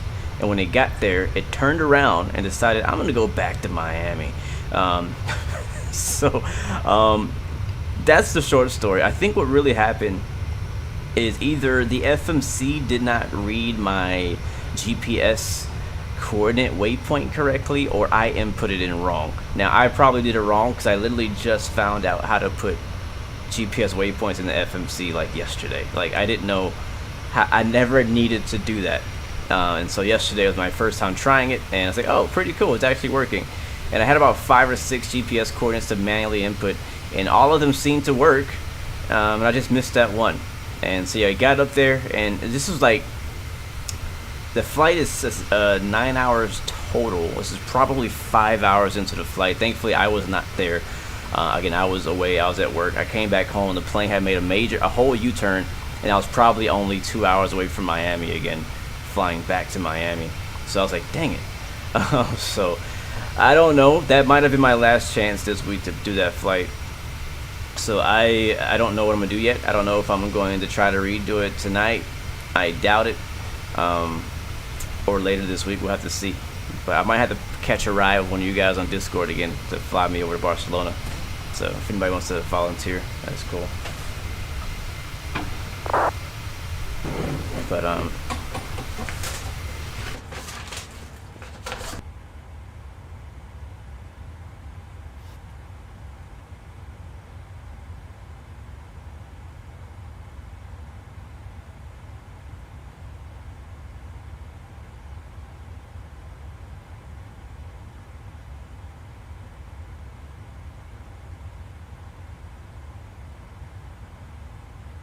sorry about that. It's just my dad came in looking for some stuff. I didn't want you guys to hear all the paper rustling and all that. But yeah, so we are. But yeah, the long haul didn't go too good, and I'm hoping to try it again. But I might have to catch a ride with one of you guys if you guys decide to head up that way. So Yeah. What sim? I was doing the sim in Microsoft Flight Sim. Yeah, I probably could do it in X-Plane. I do have scenery on both sides of that long haul. It's mostly water, so it wouldn't be difficult to do that flight on X-Plane and actually enjoy it. You know, the fact that I don't have to worry about downloading a bunch of scenery, and I already have really good scenery for Barcelona, Spain, and a lot of the Spain area too. So X-Plane wouldn't be out the books for that one. I could definitely do that, but I just won't do it in Microsoft. So, but it didn't work out. So, you know, it is what it is. I'll try again later, hopefully, maybe. But yeah, so that today we're flying to the same destination, Barcelona, except not a long haul. This is a 2-hour long flight. Still looking at about, I don't know, about hour 50 minutes from getting there from now. Man, that view, sheesh. Like, you really, like, the clouds and the different sizes of the clouds and the depth of the clouds and the fact that there's clouds down low and clouds up high and the way the sun hits them and stuff like that is really actually gives you kind of a bit of a sense of just height that you don't get sometimes in other sims, because all the clouds are just generic. In VR though, I mean, you really never really get a real good sense of height except for in VR. When you're flying in VR, you look down, you know, and you're like, oh my god, that's like, we up here, that's high. You know what I mean? So that's pretty dope.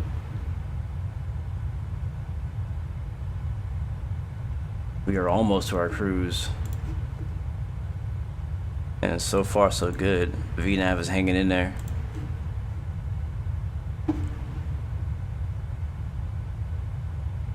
Yeah, Boeing's APUs are really simple. They really are. They're not difficult at all. I mean, yeah, I mean, if you think about the Boeing, just the way you start the APU versus the Airbus, you just press a button. I mean, in theory, with the APU, you basically just press a button as well. It's basically the same amount of steps. You turn the APU to start, you wait for it to start, and then you turn on the gens. And in the same way, with the Airbus, you hit an APU start button, and basically it starts itself. It starts the gens automatically, I believe. And then I think all you gotta do after that is turn on the APU bleed. Now, I guess it is a few more steps because in the Boeing, you turn on the gens, and then you turn on the bleed and the packs. With the Airbus, it already turns the gens on for you. You just have to turn the bleed on, and I think the packs are automatic too. So,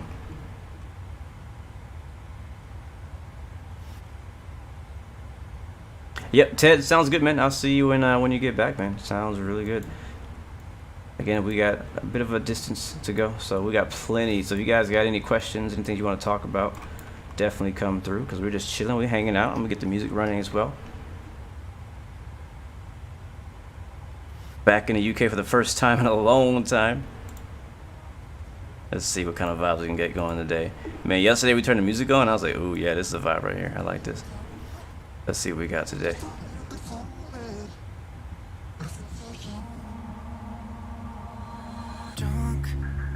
There it is. Let me know if it's too loud. We should be good. Am I excited for Phoenix, bro? You want to talk about it? Yes. Yes, I'm excited for Phoenix. I've only watched a few live streams. I haven't watched them all. I'm the kind of person who, like, I don't want to get teased too much, right? You know?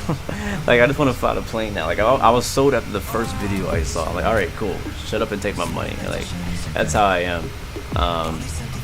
And I also don't want to, for myself, ruin the newness of the plane, ruin the features of discovery, you know, when I know I'm going to get it myself soon, hopefully, right? So, yeah, but I love it. I'm excited about it. It looks like the next level. What's amazing is just the, what we're, like, these developers like PMDG and Phoenix now are proving to us what's capable in Microsoft Flight Sim. Like, things are being done now in Flight Sim that we never thought were possible. Things in Flight Sim that weren't possible even in other Flight Sims. So and I think that honestly, even with what they've done, I think that it's still only the beginning, because I feel like there's so much more. Like, I feel like PMDG, with specifically the ground services that PMDG incorporated into their aircraft, however they did that, just proves and shows that it is possible to get some really realistic and dope ground service equipment, either on an aircraft or as an add-on standalone. So looking forward to a plugin like that happening in the future. Phoenix has showed us that you can do so many things with the EFB.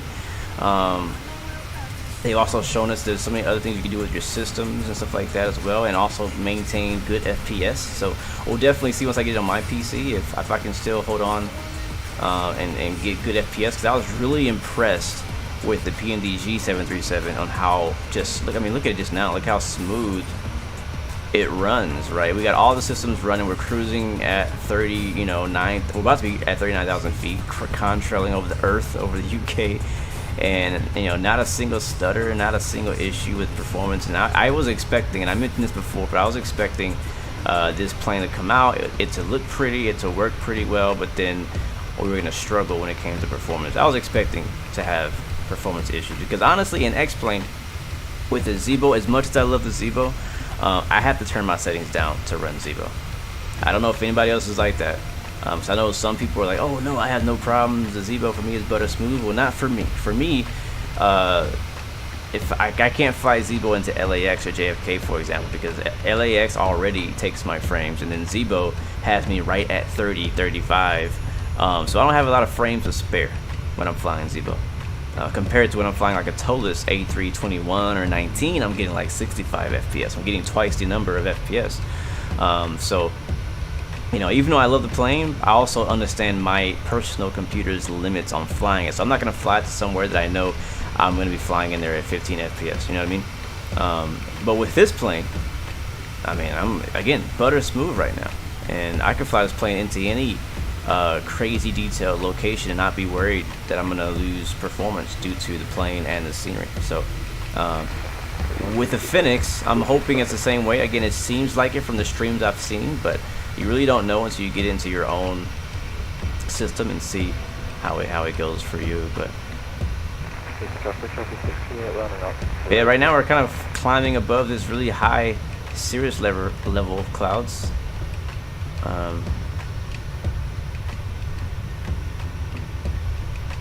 Yeah, the Tolus HD version. Yeah, I get like 65, I think, in the Tolus HD version. I don't even know why they have two versions, because they're both like really good on FPS. You don't even need to have a second version, except for people on potato machines, I guess. All right, guys, there's our cruise level, 38,000 feet.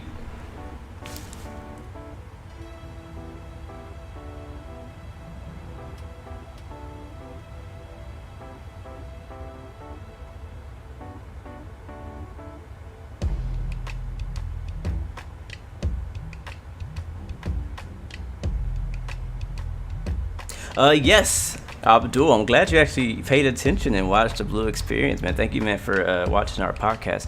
But yes, Phoenix did say that the performance was expected to be better than the default A320, but that was like 6 months ago. So there's been features added, things changed, so I don't know that I still believe that until I personally get into the aircraft and see for myself that it runs better than the default planes. But I hope so. I really do hope so. That will be the best case scenario, is to have a plane that's amazing at that price and run at amazing performance. I mean, come on, like the 737 and the 320, we're never gonna stop flying those. It doesn't matter if we get 777s or we get 787s as add-ons. Every plane that comes out after now, we're still gonna always, from time to time, come back to the workhorses, the A320s, the 737s, because those are the two most popular flown aircraft by all airlines, right? I mean, 777s, yeah, they're cool. We're gonna love that. I can't wait for those planes, but you can't get past the 73s and the A320s. So I think those are always going to be the most flown planes. And so, but the good thing is that now, when we do get to go off and enjoy a new 777 or 78 or A380 or whatever, we can always fall back on a dependable 737 and a dependable A320 and multiple dependable A320. We have the fly-by-wire 320neo as well. That's not going anywhere anytime soon. And I think that I was talking to somebody earlier today. I think 2 years from now, with just what I've seen with people teasing and development, we're gonna have a whole lot of Airbus competition. We got the fly-by-wire A320, which you can't count out. Like, they're still, even though they're freeware, they're still competing against the payware. We got the Phoenix that's coming out soon. That's going to be a major competitor. And then we got FS Labs that's now announced that they're bringing, you know, all of their products eventually to the platform at some point too. So, you know, 2-3 years from now, Microsoft Flight Sims are going to have a bunch of options to fly for Airbus specifically. We know PMDG is going to drop all the Boeing stuff, but is anybody else going to come and show up with another Boeing project? We'll see. I wouldn't be surprised. I know 757's coming. I don't know any news about a 7.4 except for Salty's. Hopefully Salty can really transform that plane even more than he has. But yeah, there's gonna be so much, man. It's gonna be so hard to get away from Microsoft Flight Sim for a while, man. Even when X-Plane 12 comes out. Yeah, we're gonna be spoiled with choices. Spoiled with choices. How do you choose what your cruise altitude will be? Well, SimBrief, which is the website that I use to plan and file my flight plans, it does all that for me. It gives me my cruise altitude, it gives me my route, it gives me my you know, my amount of fuel, my payload. All that stuff is calculated with this website, so simbrief.com. And I take that information, I put it into our FMC, this guy right here, and you know, it does its thing. So I mean, you can learn a lot more about that. I'm not gonna go into too much detail right now, but it's plenty of tutorials online, my friend, to check out. YouTube University is your friend when it comes to getting into flight simming and really any game today. So we're good. You can see our top of descent is in 493 nautical miles, and it's gonna be at 1845 Zulu. What time is it now? So it's just about an hour and 10 minutes away from our top of descent. Yeah.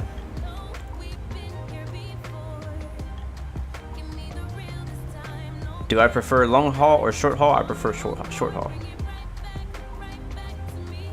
You know what? That's true, Fred. I actually forgot. Yeah, you can turn off the cabin in the Phoenix, and I bet whatever the FPS you were getting before, you get way better without the cabin. Way better.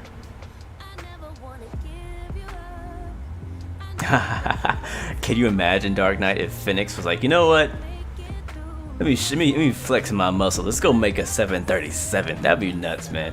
That'd be nuts. I don't know. With what Phoenix has shown us that they can do, if they went over to the Boeing side, they would be, yeah. Man. We don't need it, though. I don't think they need to waste their time coming in. We're good with PMDG. Yeah, oh yeah, it's true, Willie. PMDG will be doing the Queen of the Skies, the 747. I forgot about that. You know, you guys know me. I'm not a P3D person. I don't remember. I don't have PMDG's whole lineup of products. So, all right, guys, we are now leaving the UK. Say goodbye to all of our Great Britain and all our British friends down there in the UK. Shout out to you guys again. If you are from the UK, put your British flags in the chat.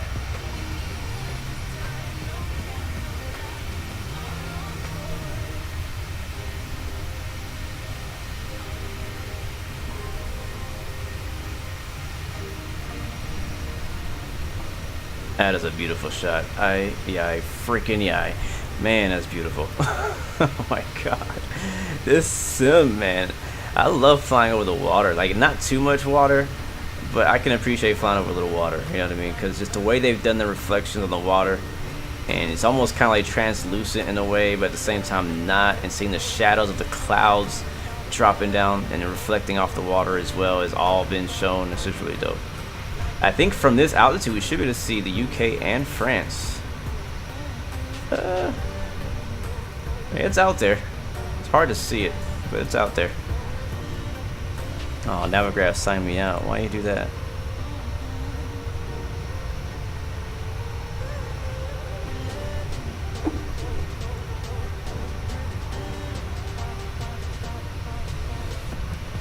Is that what that is? Is that what that is? Just the island. What's that? How do you say it? The small island, Isle of Wight. It's hard saying island, isle. Is that Isle of Wight over there?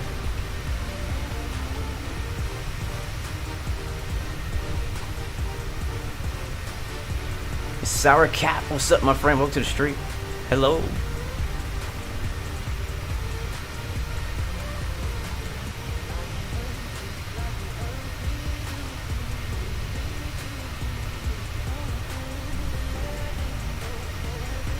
UK for life. I love my, you know, I feel kind of bad. I've been flying in the States a lot. I mean, going pretty much everywhere but the UK for, oh, and I did that on purpose, I'm not gonna lie.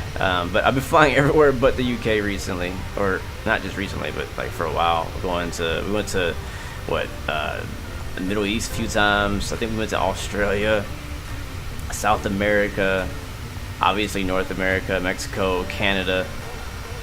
There's a ship down there too. Will we do a podcast soon discussing the Phoenix? Yes, I believe we're actually planning on doing that this Thursday.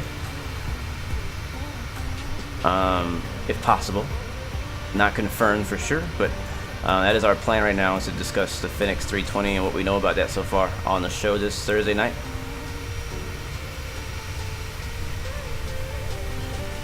Yes, I do play X-Plane 11.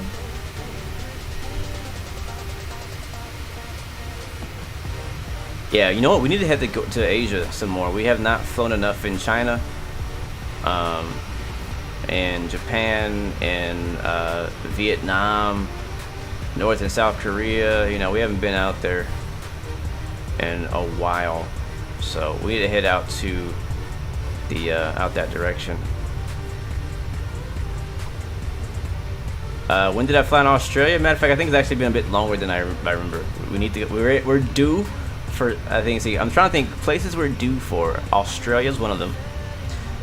We had a request yesterday for a little bit more Canada. We've been to Canada not too long ago for Toronto, but other parts in Canada. So we're due for Australia. We're due for like Asia, all of frickin' Asia. We haven't been there enough.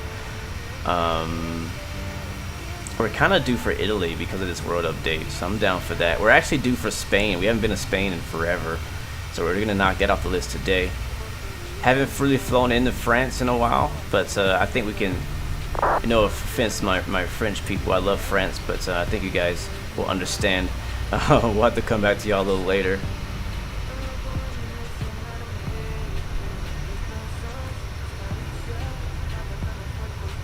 You know, I want to fly the Qantas 737 in Australia. I think we could do for Africa too, most likely. There's just so many places to go, you just can't keep track. I really can't keep track. Well, you know what we can do? I just thought about it. We're already kind of right on the red line. I was thinking about speeding up a little bit. We're doing Mach 0.80. It's not going to really help us much by going any faster, but we could try by hitting the speed intervention button and go Mach 0.82. That's going to put us in the red. 8.1. We can go 0.1 Mach fast. I don't know if that's worth the gas, but we'll try. Alright, we're flying over Yeet. Just kidding, it's Satit. I don't think it's gonna make any difference on our time going at 0.1. It is true, man. That's the thing about Microsoft, is that it eliminates the issue that we have with X-Plane and P3D, where we feel the need to download scenery for everywhere we go. Right? When you get into X-Plane and you love having the ortho scenery and stuff like that, you kind of get spoiled, and it's hard for you to go fly somewhere without having like special scenery downloaded, having ortho downloaded, stuff like that. And with Microsoft, you can just go anywhere you want because the scenery is already there. And so with that, it gets kind of overwhelming, because you're like, all right, well, I can fly anywhere. And so that's why it's really important for people like y'all to, you know, tell streamers, hey, I have suggestions of flying to these places, because some places we just never would have thought about. You know, I'm not from Asia, I'm not from China, I'm not from South Africa, so there's places and locations that I would never think to fly to. But you guys may live in the area, you may have done your own flight in that area. I'm like, hey, I did this amazing, you know, arrival into this, you know, airport in India that nobody's ever heard of. You should go there. And I'm like, okay, I'll go check it out, and then I'll be amazed by it. You know, it happens all the time. So, yeah. But also, on the same note, today's flight, which is a career flight with Simbit World, being able to do stuff like virtual airlines or career modes where you're not choosing your flight. Like, there's a system that's either randomly generating it, or, you know, somebody's giving you a schedule. or maybe you're flying there for a virtual, you know, to make virtual money, like to places you wouldn't normally go. And ever since I've been flight simming, I've always been doing some type of progression, some type of career mode to kind of give me a sense of progress, a sense of I'm going here for a purpose. So today's purpose is we are simulating as a Ryanair pilot flying for Ryanair UK. And they made a schedule for us, and our next flight was Barcelona. Our next flight after this, when I continue my career, is going to be back to Manchester. So I'm going to be doing that flight. When, I don't know. Maybe tonight, maybe tomorrow, whenever I get some free time to do my own flight. It won't be a stream, but yeah, and so that's why I like that. And then also, I'm also on the side of that, a part of a virtual airline with Virtual United, and they have flights for me to do. And so I can, like right now, I think I'm located in Chicago in Virtual United. And so I'm like, all right, well, where do I want to fly to from Chicago? I can fly, you know, Washington, Dallas, Houston, Atlanta, Seattle, San Francisco, LAX, wherever I want to go, right? I can choose which one I want to go to and do that flight to progress through with my virtual airline there. So I always like that. And then also, I mean, in addition to that, I'm also doing NeoFly. Thank you, Official Mikey Daily, for the subscription. Welcome to the Blue Arrow Royal family. Good to see my friend. And this right here, this wing view is for you. With NeoFly as well, it's a completely different progression, but I'm still building up a legacy, you know, a virtual legacy in NeoFly where I'm earning money, I'm buying aircraft, I'm hiring pilots, I'm delivering cargo across. Right now I think I'm based in the Northwest Pacific area, flying my Kodiak, which I've been having so much fun doing that. Also doing H-145 emergency search and rescue missions and stuff like that. So, you know, it's just, there's so much fun to be had, and that's kind of, for me, that's where I have the most enjoyment, is sense of progression. Like, I not just flying there A to B for no freaking reason.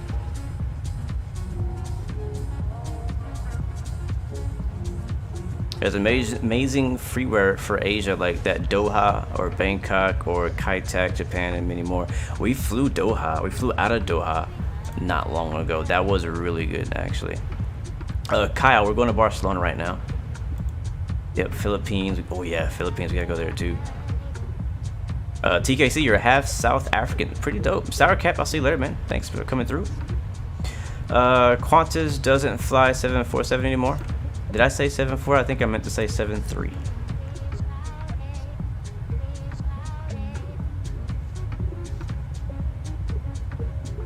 Hey, Fred says a Pilot's Life V2 is a great app, but you're a bit biased. You know, I mean, I don't know. I do like it so far. I like it so far. I feel like they could have done more with it. So to kind of give you more of an all-around just satisfaction gameplay wise, but it has potential. I don't know if they have any plans on building on what they have already or doing anything else, but it's kind of cool, and I'm definitely gonna kind of try it out until I get uninterested. I've already bought it, so I might as well get my money's worth. Yes, the 737-800 add-on will be a separate add-on for a separate price. So even if you bought the 700, you'll still have to buy the 800. But we are all hoping that there will be a discount price for those of you of us who already bought the older versions, so like the 700. You know what I mean? What company do I work for on the ramp? It's a contract company, and it is called Unify.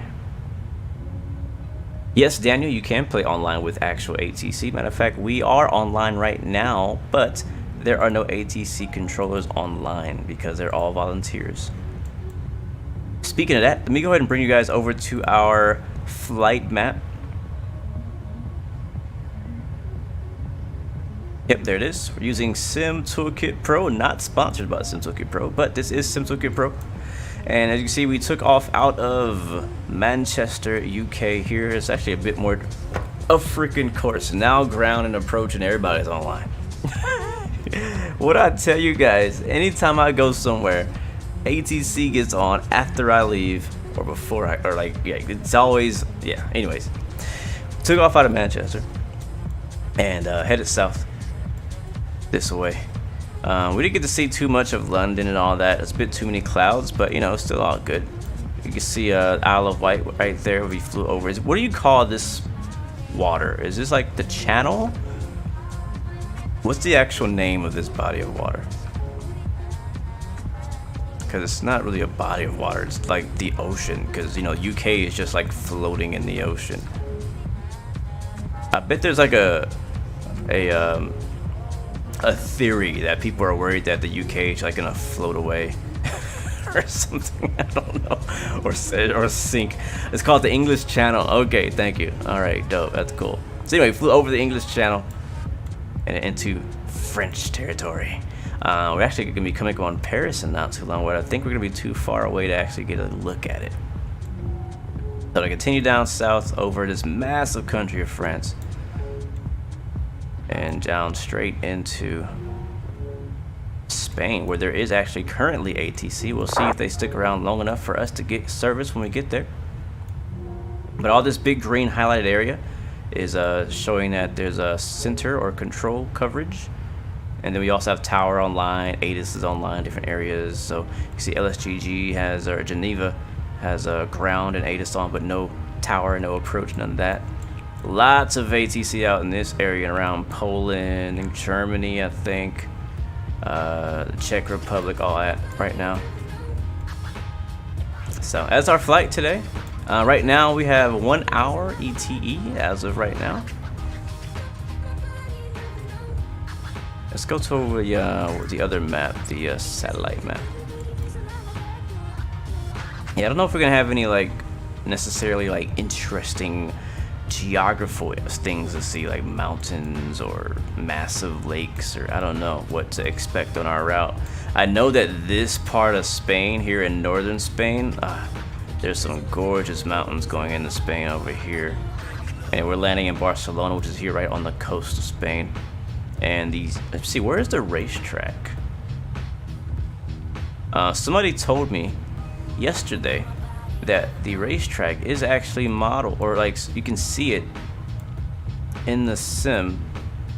I don't actually know where the Spanish Grand Prix is.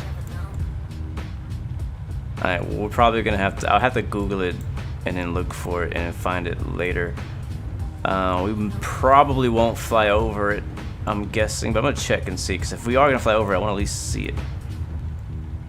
Yeah, I don't know where it is.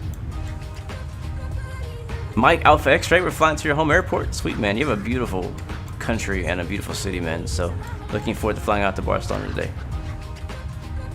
What's it like living in Barcelona? For those of you who are from Barcelona or surrounding areas, what's it like living? Like, is it a good place to live, or is it more of a better of a place to go visit? Let me know. I'm not looking to live there, but if I'd like to know. It's just good to know if I were in a situation where I had the option to move there, it'd be good to know whether or not it's good to live there, right? Ultimate, this is that program that was just open. It's called Sim Toolkit Pro. You should be able to type in !S, I don't know, Sim Toolkit Pro. I think I have a command for that. Yep, I do. Thoughts on the legacy for X-Plane 11? It's one of my favorite business jets to fly. Underneath the Challenger. Challenger is my favorite business jet to fly on X-Plane.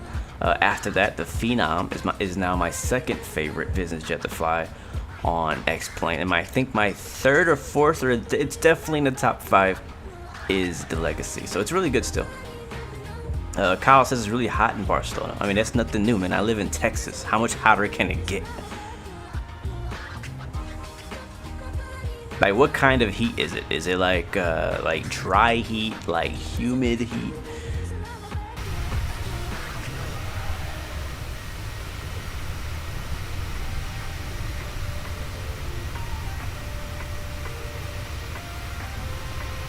Do I like the 737? Of course I do. I love it. I'm flying it right now. Dry heat. Okay, dry heat is not even that bad. Like, I almost prefer dry heat than humid. Jesse, bro, I want to say this, man. Welcome to the stream. It's good to see you. It really is. And keep moving forward, bro. Don't let a bad few minutes turn into a bad day, and a bad day turn into a bad month, and a bad month turn into a bad life. You can squash that, get ahead of it, and only control what you can control. And keep moving forward, my friend. But thank you for coming through, and hopefully I can make you feel better in these streams. That's my goal, is to come out here and just fly, share my passion, enjoy myself, relax, you know, help you guys relax, hopefully educate ourselves as well, you know what I mean? Just exchange passions and talk about flight sim, aviation, other things in gaming we're interested in, you know what I mean?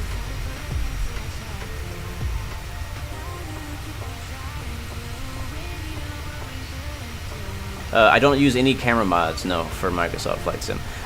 Someone that was asking, what is SimToolkit Pro used for? SimToolkit Pro is used for tracking your flight. That's the main thing it does. It tracks and logs your flights. You can always go back and look at your flight logs. It also, this thing on the top of my screen up here, where's my mouse? This up here is actually generated from SimToolkit Pro. Thank you, Athanasios, for the subscription. Welcome to the Blue Arrow family. Good to see you. Welcome aboard, my friend. Appreciate you. But yeah, this thing up here is generated by SimToolkit Pro. So that's for streamers. It's free as well. That's something that Volanta doesn't do yet. What else? It does give you like an ETE. It does give you like your flight data. You can actually do flight planning in it if you want.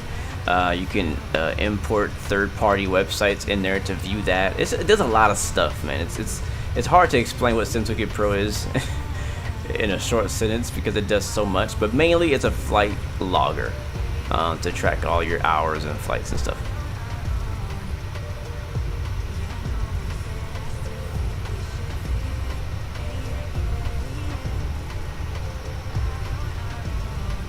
Alright, so Mike says Barcelona is a great place to live, weather, great people, lots of resources, the salaries are not bad at all. Nice.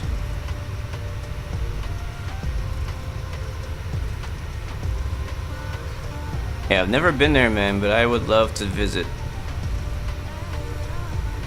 Yes, Volanta is another option, and a direct competitor now of SimToolkit Pro. Volanta is also free, but has premium features that I don't see valuable to me yet. It may become good, or more good in the future. We'll see. Right now, I personally prefer SimToolkit Pro. It just does all the things that I need, and more.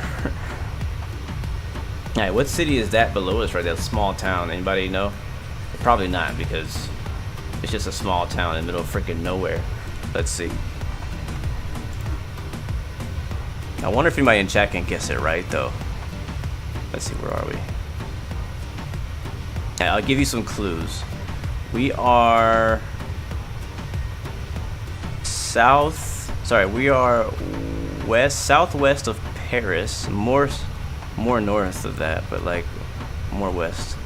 We are not far from Le Mans.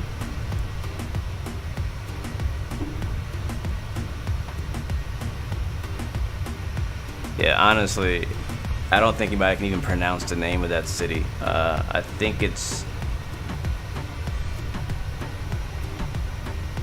I'm gonna give the answer to you guys. Yeah, somewhere in France. It's called Nogent-le-Rotrou. I don't know how to say it. It's actually not that small. It's actually a nice sized town.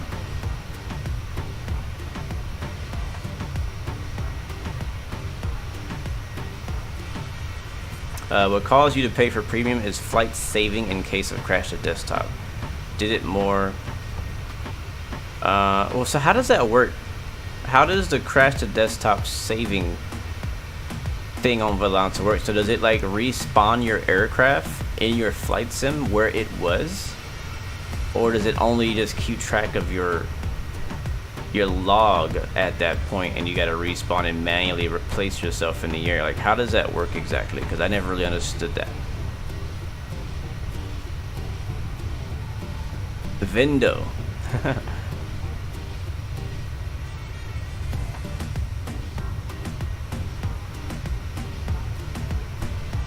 TKC says bigger than my town.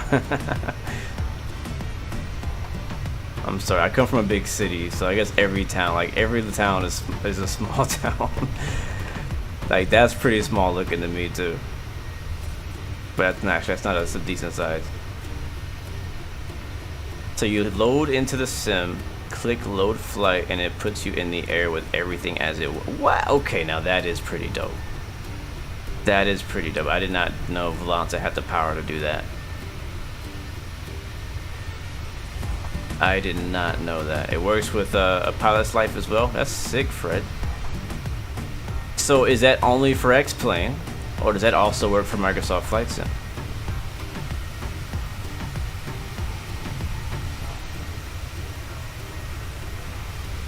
That's actually really crazy. Like that's I think that is definitely worth possibly a premium subscription, just that feature by itself.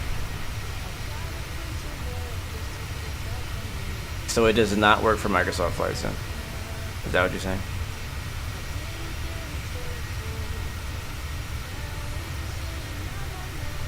Oh, okay, so it does work for Microsoft Flight Sim, and you haven't tried it for X-Plane. Okay.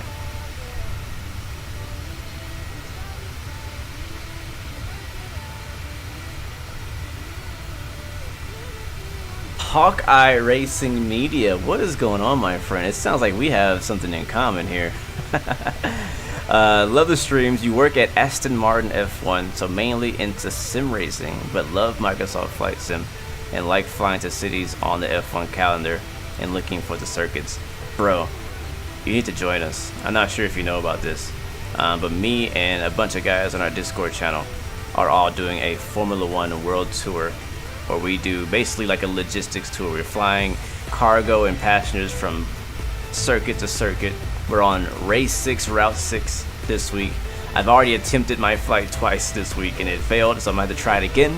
But the latest flight is Miami to Barcelona, and but yeah, I don't know, you could do the whole thing over if you want. But anyways, that might be something you're interested in if you're down for longer flights, because a lot of the flights on F1, as you know, are quite long. Yeah, like I think our longest so far has been like 20 hours, Australia to Milano, which was a couple weeks ago. So yeah, or a few weeks ago actually. Sheesh. But yeah, a lot of really cool, man. Welcome to the channel. Good to see you, man. I'm a huge Formula One fan as well. Do a whole lot of sim racing, all types of racing, oval racing, road racing, Formula One, GT3. I mean, I got like so many cars. I spent so much money on iRacing in the past years. It's crazy. Hey, Ultimate, you bought the 737, man. Well, enjoy it, man. Hopefully you like it. Yes, yeah, you know what? I want to find it on. I do want to find where the racetrack is. I don't know if we're gonna see it on the way in to Barcelona. We might not go that route, but I want to at least know where it is, because I would love to go check it out. Maybe if we can, I'm not gonna make a promise, but maybe we can find our way over there later this way. I don't know what's gonna happen. I'm just trying to think, like, I don't know, but I want to at least fly out there, even on my own time, and go like see it, take a screenshot or something. You know what I mean?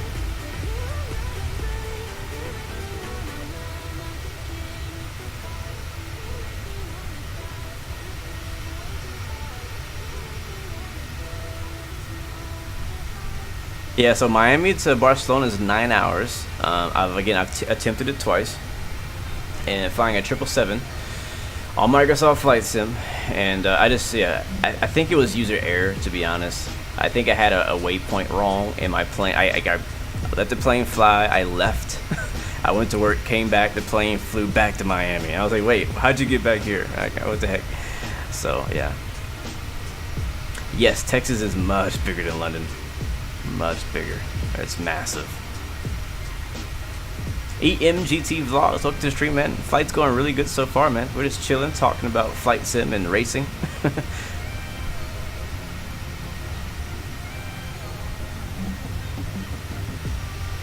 Microsoft looks great. You have it. You used to run great, but it runs low settings at 13 FPS while your computer's 150 degrees Fahrenheit. Ooh, what kind of computer do you have, man? Because that you should be getting much better performance than that. That sounds horrible.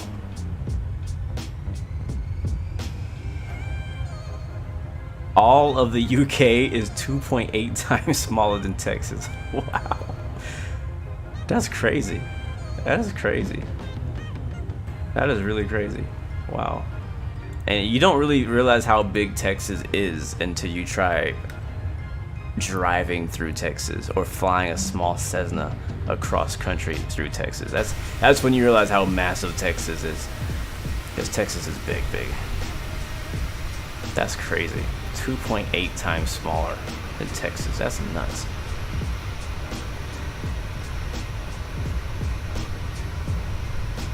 According to Google, right. It's okay, we all trust Google.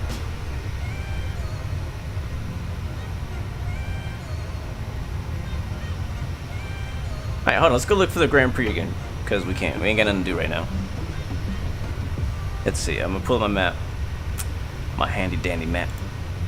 I'm a map.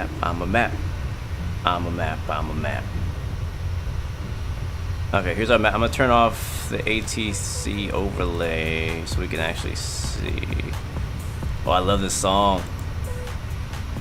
Don't slip on the drip. Alright, so we go to overlay, the satellite. Alright, so he said to start at the airport, and then what was it again? Start at the airport, continue north. Alright, so that's up the city. After you pass the city, continue a bit more and then left. Okay, so city's gone, and then there's a little bit more city here. Is this still? I feel like I would recognize it. Is it like outside of the city? Is it in the mountains? It's definitely not in the mountains. Okay, we've gone too far.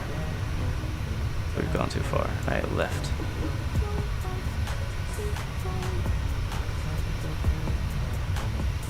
You know, why don't I just Google it? I'm just gonna Google it. Screw it. So I can't even find it on this map. This map ain't no helpful for finding things like this.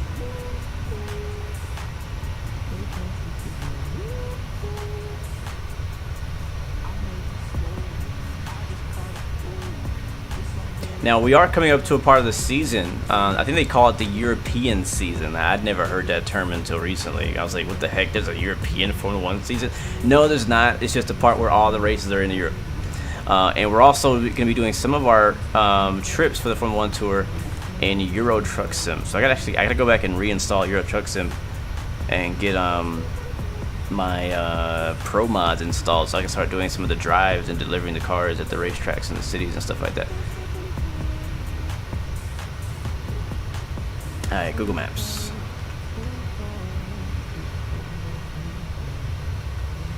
Danielle, welcome to the stream. Good to see you. Welcome back. It's been a while. Good to see you. What? You know what? Why am I doing this? I have it on the map that I made. Hold on a second. I made a map for this reason, and I forgot about it. All right, check it out.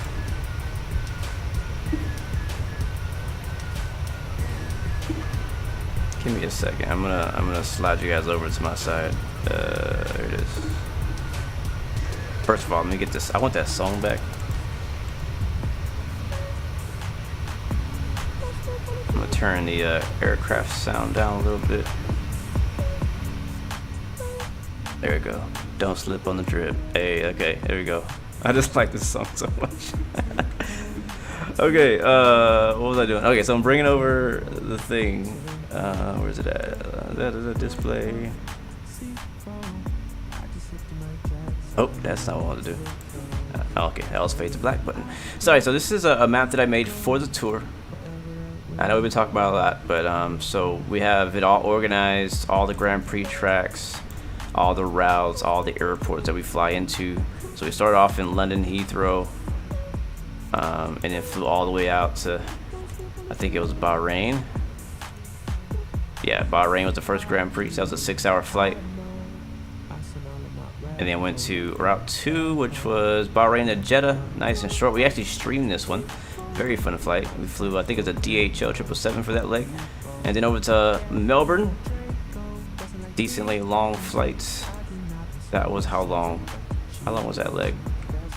That was 15 hours. Sheesh. I think I did that leg too. I did do that leg.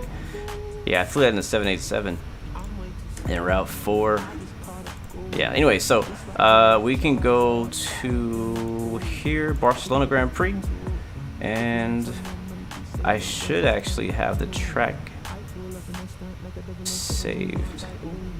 Yep, there it is right here. So you were wrong. You said go left. It's on the right. So here's the airport we're landing at. Way down here. And the track is just outside the city to the right. So like northeast of the field. And there's the Barcelona Circuit de Catalunya track. Yeah, I'm looking forward to racing out here on iRacing some more too. So there's a track. So we might, let's see, our flight path.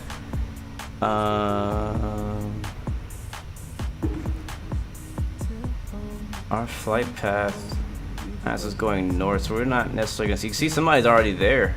Wait, there's a person flying in that area. Where's the track? There's the track. Track's here. I don't know. We'll see. I'm not sure. We might be able to get a glance at it. We're probably too far to see it, but whatever. So, and then next race. Let's see. What's the next race after Barcelona?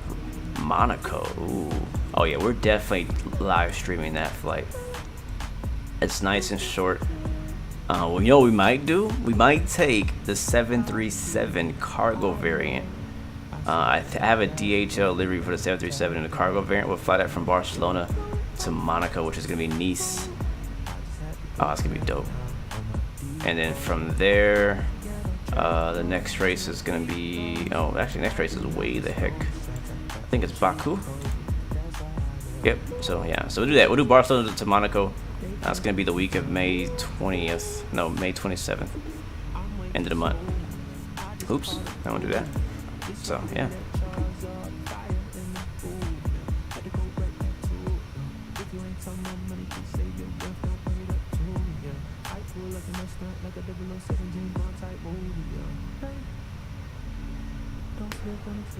How can you join the tour? You don't have any long-haul freighter planes, but you have an A350 757. Well, here's the thing: is you don't only fly freighters. You can fly passenger planes as well. I mean, we do. There are camera crews and you know people like Hawkeye Racing who work for the teams that need to get transportation to the races. So you can still do passenger flights as well.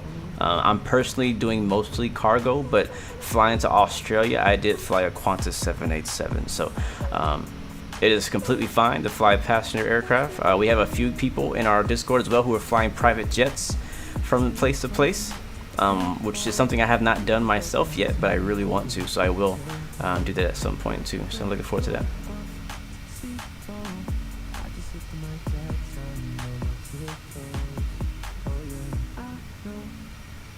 Yeah, we do need to go to Argentina. We've been there before. We need to go there again. I agree.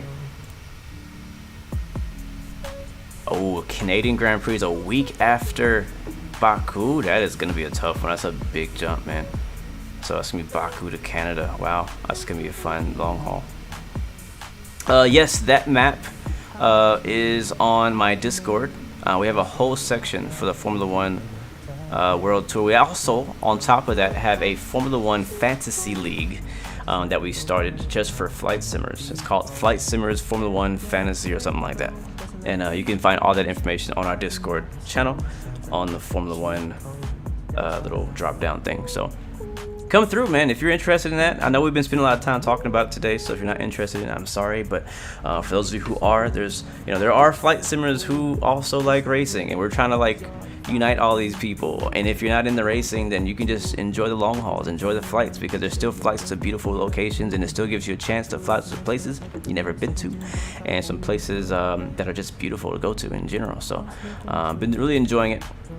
But yeah, it's gonna be dope. And I agree, somebody in chat mentioned that sim racing takes up so much time. Yes, it does. Just like any other simulator you play, they all take up so much time. And that's why for me, I kind of play my games in spurts. So like I'll play a whole lot of flight sim for a while, and then I'll play a whole lot of racing, right? And then I'll do a whole lot of trains, and then I'll do a whole lot of trucking all at one time. Because jumping between every single day or every week, it gets really tough to do. With racing in particular, like sim racing, if you get into sim racing, it's not like arcade racing where you can just hop in a car and just go and just be good. Like, no. First of all, you might want to invest into a racing wheel. Second of all, when you get that racing wheel, you're gonna want to actually do some practice, because the people you're racing against are real people online, and they're freaking good. And these cars are not that easy to control. You're gonna crash, you're gonna hit people, you're gonna piss people off, like real people. And that's kind of that's sim racing for you. But yeah, if you practice, you can actually get good and start winning some races and competing and not running in last place every race, you know. So I love it, man. I really do. Again, I jump between different disciplines of racing all the time, from open wheel to road racing to oval racing to dirt racing to rally racing. I'm just a big fan of racing in general. So yeah.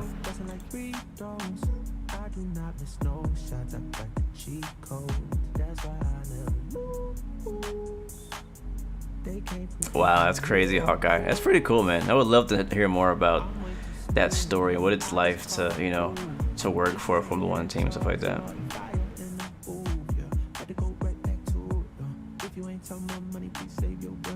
And also looking forward to the new game of Formula 1 2022 coming out, I think in June.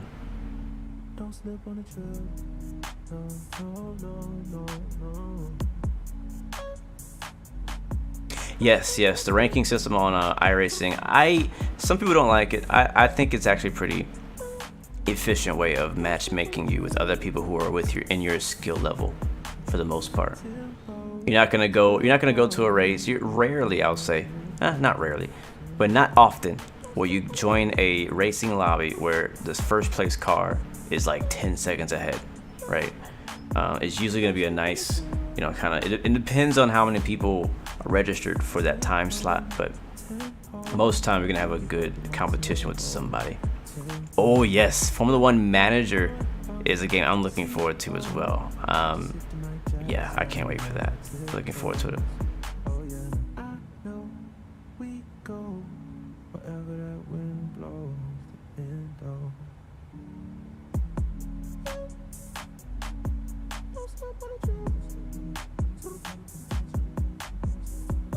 Oh, cool. Cosmo says if you want to fly over the racetrack, there are a few stars that do fly near it. Nice. Sadly, ours I doesn't think does.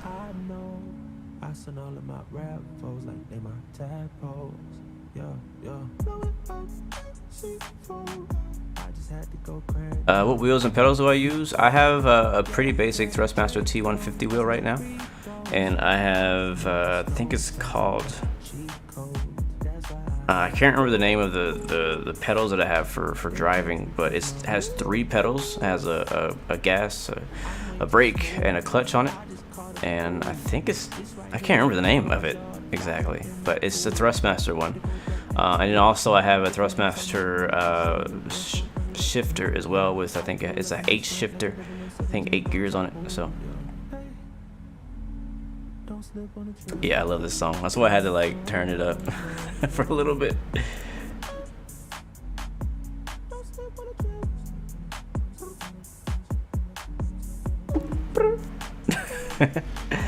Don't slip on a trip. I can't get my falsetto right now. No problem, Daniel. Thank you for stopping by and coming through. We'll get a real quick flight update for the rest of everybody who is still with us. We are 188 miles from our top of descent. Expected to be at our top of descent at 1843 Zulu, and that is going to put us there in about 30 minutes, 30-ish minutes. We're still cruising, looking good. We got a crosswind, 37 knots at 240. So not really helping us or hurting us too much. So far, I've been pretty chill, pretty quiet flight. Not a whole lot of ATC, surprisingly, in the area, as we've been flying over France for the majority of our flight.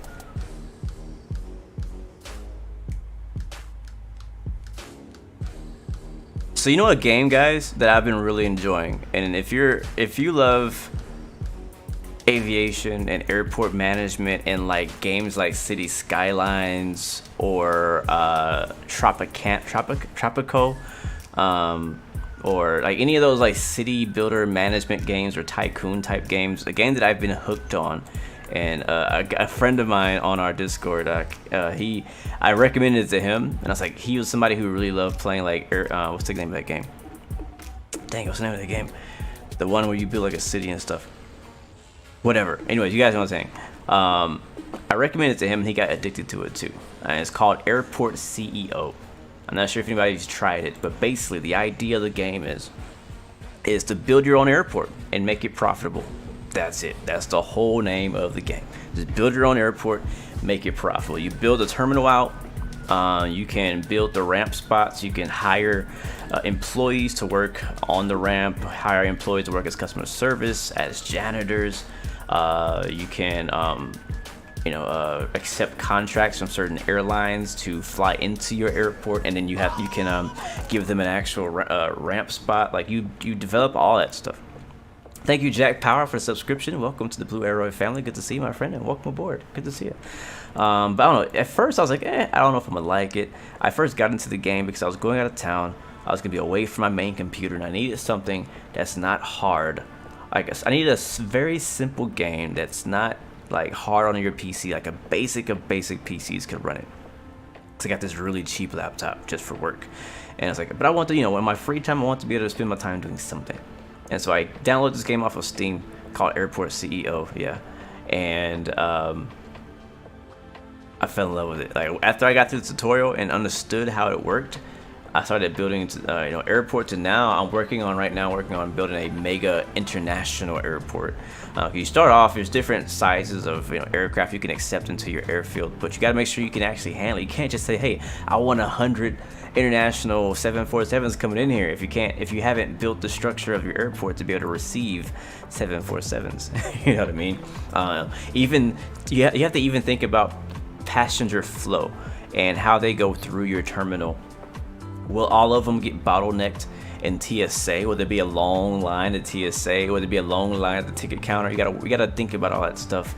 Even if you want to incorporate doing baggage, you gotta set up the entire baggage conveyor belt system. It's crazy. It sounds hard, and it's not really, but it's interesting. And someday I've been considering trying it when we do a long haul someday, like when we have a bunch of extra time. We could have done it today, but I don't want to.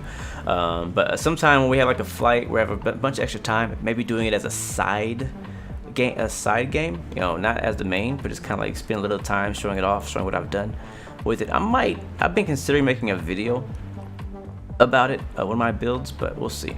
I don't know. But I am looking, I do like games like that where you're able to kind of like a tycoon. You can manage an airline or manage an airport, manage a race team. I love management type games like that.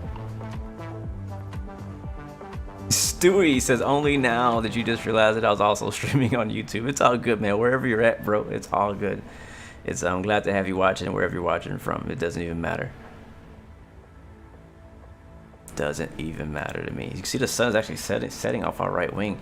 We're still, according to Sim Toolkit Pro, our final ETE, we're about 30 minutes from the actual airport. We're now flying through central France. I would say central France. We're more like South France right now.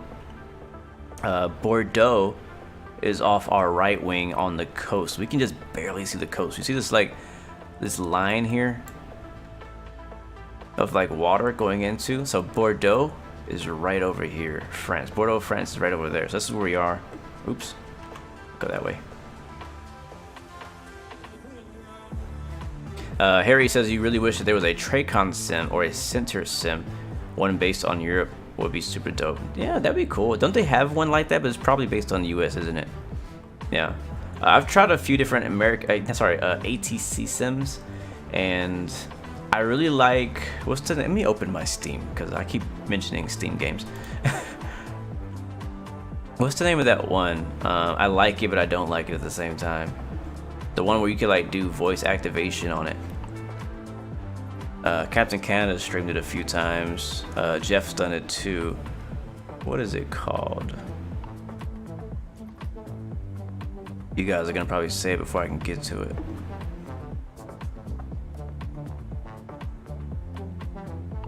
Where's it at? Simulator. Yes, I knew you were gonna say it before I could find it. Tower 3D Pro. Yes, that's the one I'm talking about. Tower 3D Pro is pretty cool, but for whatever reason, I can never really like stick with it. Like I lose interest before I really get very far into that game. Yeah, I have. You guys want to see a sneak peek of of the games that I play? I'm gonna show you what I play, the games I have downloaded. There's a lot. You'll really get to know me when you see my gaming library. Blue games revealed. Alright, here we go. So this is my Steam library. This is not everything that's installed, but everything that I've bought or was given at some point. So Airport CEO is one I was talking about. You can see I already have wow, 102 hours in this game. Did not know that. It's also the type of game that you can like let go. Once you get your airport set up, you can just let the game play and just earn money and profit over time, because you need to earn money so you can start doing more stuff and building out more terminals. So American Truck Sim, Arma, I heard there's a new Arma game that just came out in early access. I haven't really looked much into it yet. BeamNG, City Skylines, Cooking Simulator, Bus Sim, Car Mechanics Sim, DCS, Derail Valley, Farming Simulator, love that game. Plane Mechanics Sim, Ground Branch, Frontier Pilot Sim, Police Simulator. It's actually a lot of fun, Police Simulator. Tower 3D Pro, a couple Sims games, Train Simulators, Train Sim World, Train Station, Ranch, Glider. Is that all of them? Oh, it's only the simulator games. That's not all my games. Few racing games, set of course, BeamNG, Dirt Rally, Formula 1. I have all the Formula 1 2017 all the way to 2021. And this doesn't include the ones I had on PlayStation that I had the case for. I literally still have the cases in my storage of the older Formula 1 games. Thank you so much, Sim Pilot, for the follow. Welcome to the Blu-ray family. Thank you so much. It's good to see you. A new game I've been trying out is called Warno. It's kind of like a strategic, you know, yeah, I'm not gonna go into that. Motorsport Manager. I love this game. It just needs to be updated. I have 155 hours in it, so really looking forward to Formula 1 Manager. It's based off of that game. Grand Theft Auto, Red Dead Redemption. Love those games as well. Here's my shooters: Hitman, Hitman 2, Insurgency. Love that game. Just Cause multiplayer, Squad, Steel Division, The Hunter, Ghost Recon. You know, I actually never. I don't even remember opening this game. When did I get this game? Did somebody give this to me? I have 48 hours in. Okay, so I must have played it. I don't even remember playing that. Rainbow, I do. People have been asking me, do you have Rainbow Six Siege? I do have it, but I don't play it. But I do have 54 hours in it at some point in my life. I have one sports game, that's it. I like survival games as well. Fallout, Dying Light. Yeah, a friend of mine gave me that and I haven't played it yet. I feel bad. The Forest, The Isle is a dinosaur survival game. So much fun. So much fun. Scum, yeah. Train, I have VR games. Beat Saber, the best VR game ever. Box VR, Forest VR, Elite and Dangerous, Project Cars, and there it is. Lots of games. Lots of games. I can't say I'm bored. I really can't. Wreckfest is so much fun. Have I played Hitman 3, the story mod? No, I almost bought it not long ago. I just refused to pay full price for it. They're asking for like $60. Like, no, this is not worth $60. I'm sorry. I love Hitman though. It's such a fun game. Such a fun game, but I did not want to pay full price. Knowing that it's been out for so long, it's like this needs to go on sale. So I'm gonna buy it when it goes on sale, but I'm not gonna buy it right now. Oh, look at us, 111 miles away from top percent.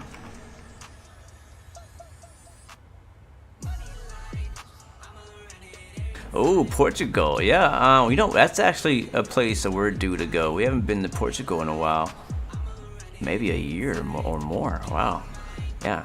We'll definitely have to hit up Portugal sometime soon, Stewie, for sure. We're not far from it today, but we'll have to go to Portugal as a destination sometime.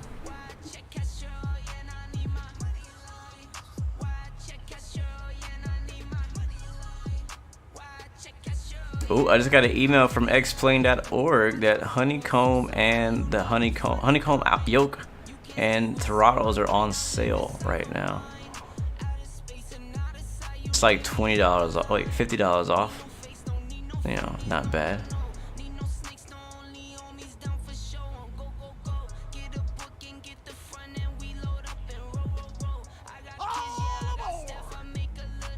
Nuggets 1, thank you for the follow. Welcome to the Blue Arrow family. Thank you very, very much, my friend. Good to see you. You played through the Hitman series when it was released on Game Pass. You played through all of them? Wow. Because there's a lot to do. I mean, there's not a whole lot of missions, but Hitman versus any other game out there, Hitman has like the most replayability of almost any game I feel like I've played, because like you can go back and do the same mission and do it a completely different way. And I just have so much fun on Hitman going back and just messing around. Like I'll go back and like, you know, just kill everybody or something, you know what I mean? Like just be like go loud, you know, like usually you're trying to sneak around and be all incognito, but you know, it's really fun to go in there when you unlock the big weapons on with Hitman and go back and just massacre. I don't know. It's just fun. I enjoy it. Don't judge me.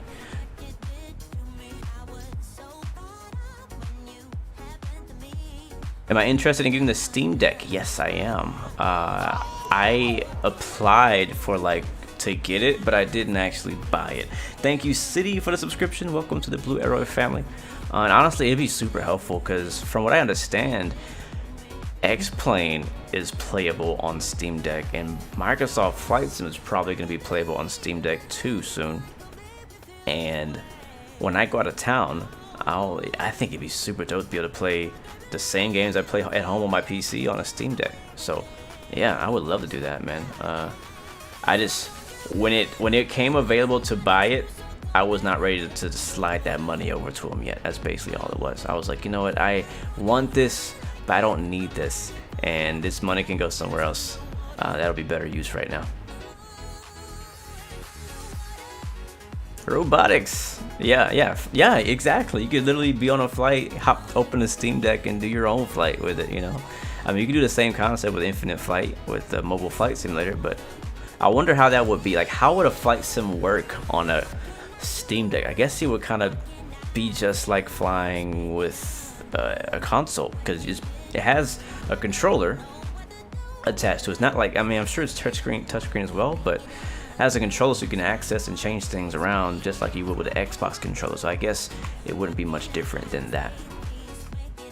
Alright, before we get too distracted, we have 83 miles into our top of descent, but I want to set our bottom of descent altitude in our MCP, which is gonna be 3,000. So I'm gonna go 3,000 here. I love that. I think we're gonna probably have a sunset arrival into Barcelona, and it's gonna be gorgeous. Looking forward to that, I really am. There we go. You know, this song right here, I'm not sure if he's listening or lurking in the background. He may or may not be. I know he's a busy man, but if he happens to be listening to this, I want to say what up. But this song reminds me of Chief Sim Pilot, a fellow friend of mine and live streamer.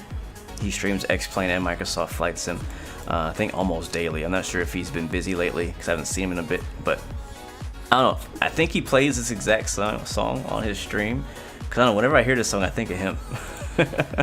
But hopefully he's doing well. If he's around, if he's not, then I'll tell him I said hi. But yeah, he's a cool guy, very inspiring, always motivating people in his live streams. I love that. Yeah, let me get Steam not running in the background, because I don't want any reason for my Microsoft to crash. None. There we go.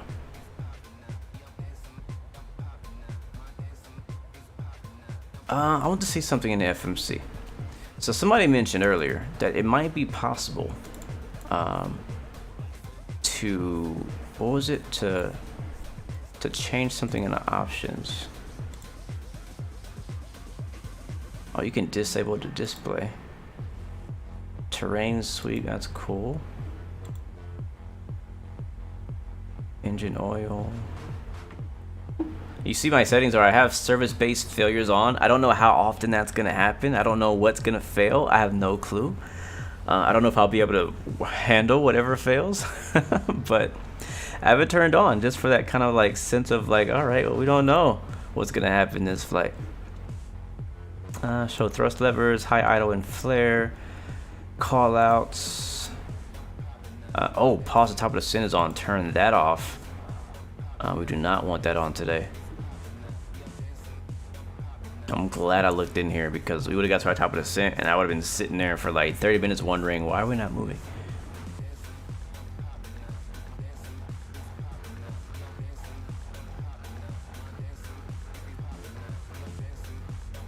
Yeah, I was sad too that they weren't gonna make any more Hitman games. Yeah, it definitely sucked. Wait, they're making a new James Bond series. Is it the same developers? That's gonna be dope. We haven't had James Bond games in a long time. I remember James Bond games were in my childhood. I never owned, I think they were all on Xbox, I think. I never owned an Xbox, so I never actually got to play them on my own, but I did always go to my friend's house. We would play James Bond multiplayer, but the stories were always really interesting.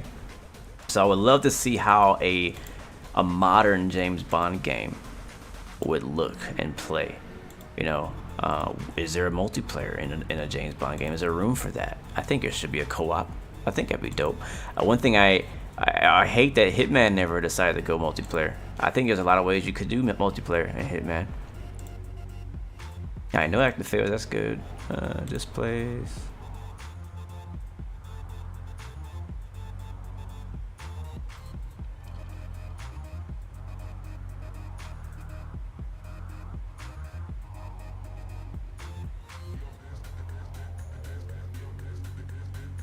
Yeah, I don't see that option that he was talking about earlier.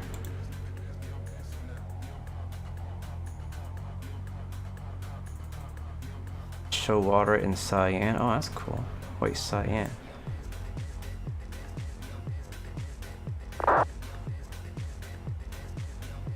Yeah, I don't see that any of those options in there.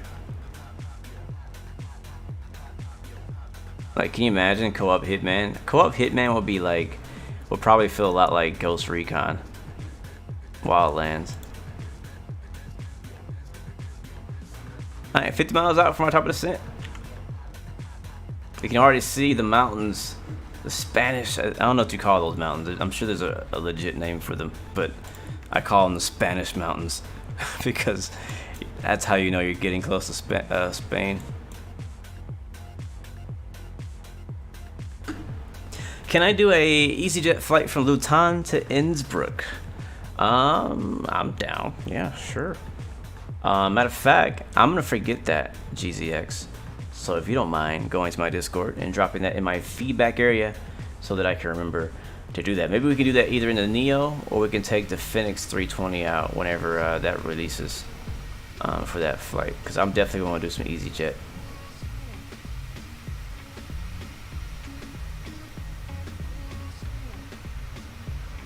Micah, thank you, man. Yeah, I'm definitely down for some Brazil flying. I love flying in Brazil. And thank you so much for hanging out with us in our cruise today. And we'll catch you next time, bro. Enjoy your day. Those are the Pyrenees Mountains. Okay, there you go. Thank you. Danny, what's up, bro? There we go. There's the mountains coming up. I think we got here just in time before we lose sight of the mountains. Wow, there's actually a lot of them. They go way over there. Because the sun is setting, and if we had got here any later, we would not get the opportunity to see these mountains because it'd all just be pitch black. Dave R, I agree, man. That Phoenix looks great, man. I can't wait to fly it and give it a try. And I mean, I've been already, you know, very vocal about how much I love the fly-by-wire A320, and so the thought of getting a plane better than that is hard for my brain to comprehend. And so once I start flying it, we'll see, you know, because I get a certain satisfaction now from flying the fly-by-wire 320. Especially since they added the cabin announcements as well. Like, it adds so much to it.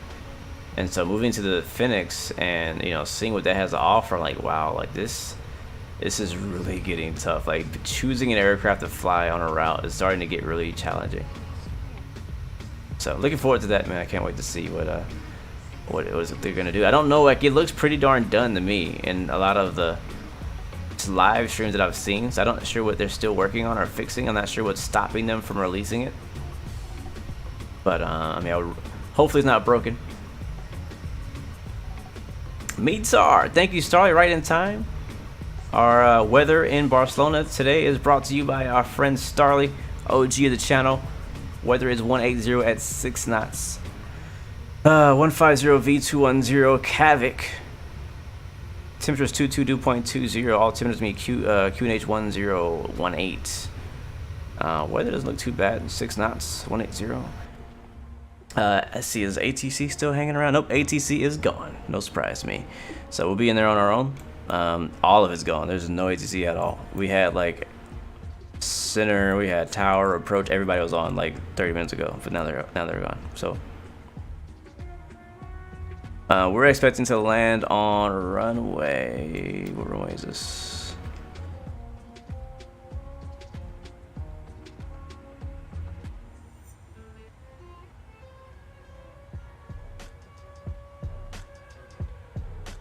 Ooh, Pizza Monster. Hello, my friend. Welcome to the stream. Good to see you representing London. And yes, I can definitely help you with that. It was my first question too. We're landing runway 6 left. All right, cool. All right, so we got that taken care of. Let's go down here. I'm actually gonna turn our terrain radar on before we start descending, because we're descending over terrain. Look at that. Now that I turn that cyan on, we can now see it's gonna be drawing the water when it can.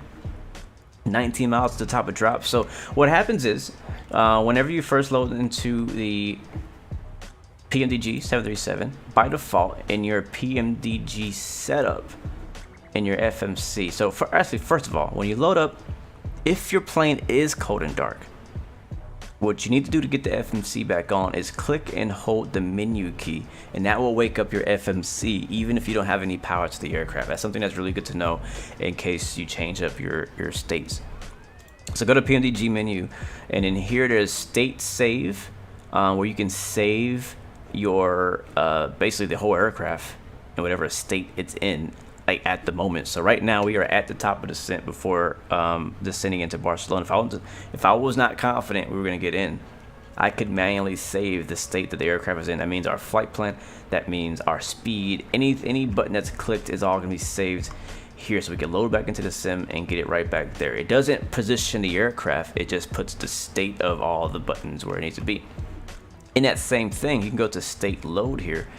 Let's see, and also the startup state. So whenever you start up your sim in this plane, it's gonna load this right here. So right now I have a custom one that I made called blue-code.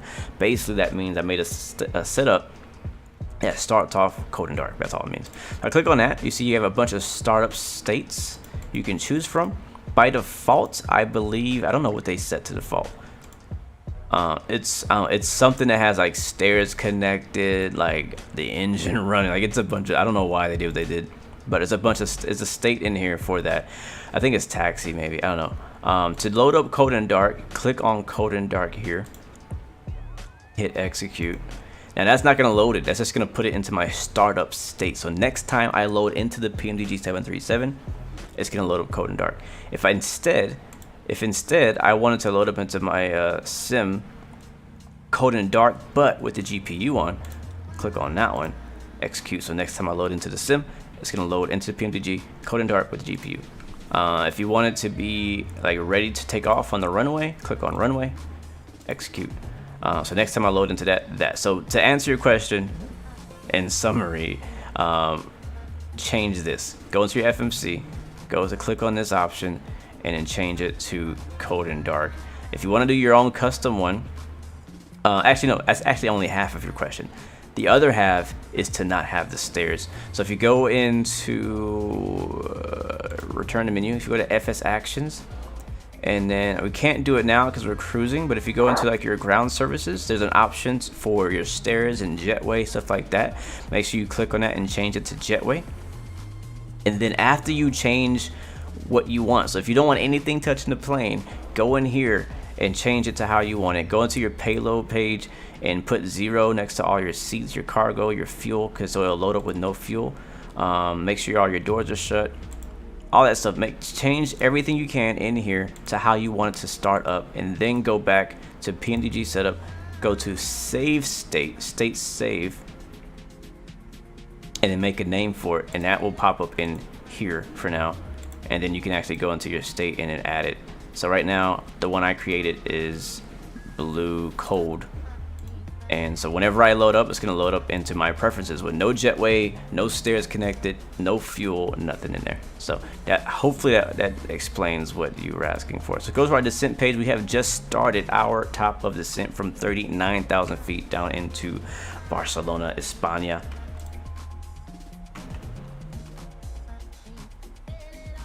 And we got a beautiful view out here too. Let's go outside. You're welcome, pizza.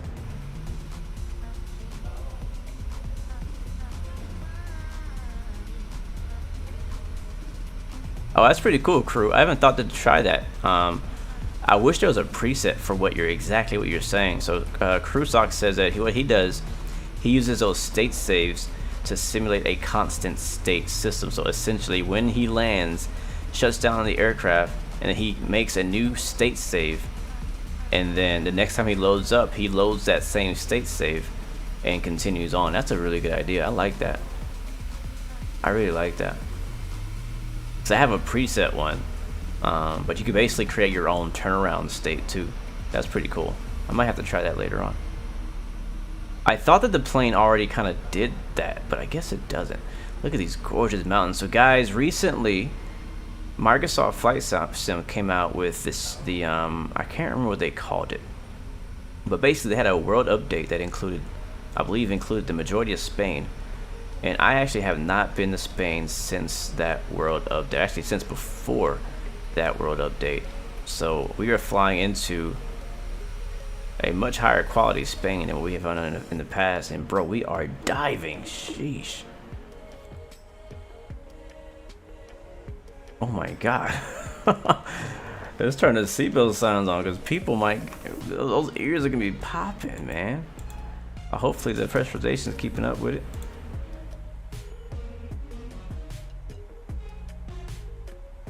Yes, I am using live weather. You see the terrain radar is working down there too. Yes, we are flying into payware scenery for Barcelona. It is made by Latin VFR.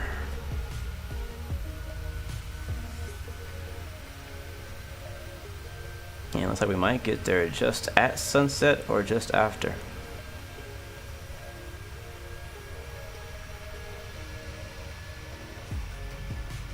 Look at those mountains down there, wow.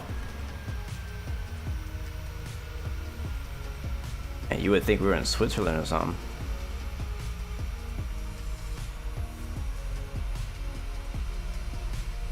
What's my biggest gripe about Microsoft Flight Sim? I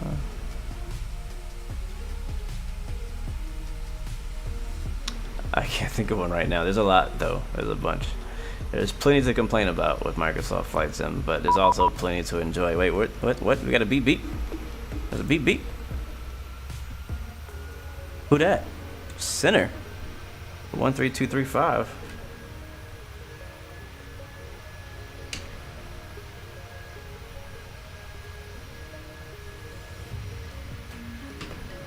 Oh, that's the wrong one.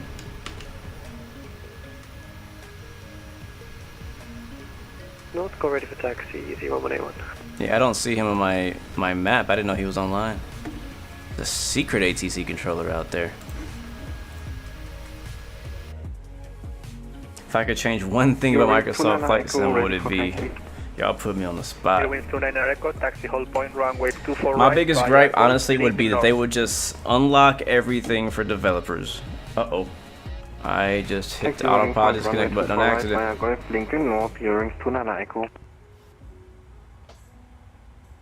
Alright, let's go and call in.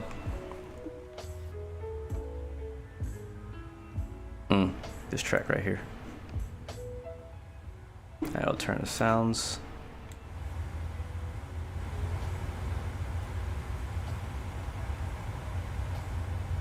Oh, that's beautiful. Look at that. Alright, we're descending via the Pamal 1 Yankee. Control Ryanair 116.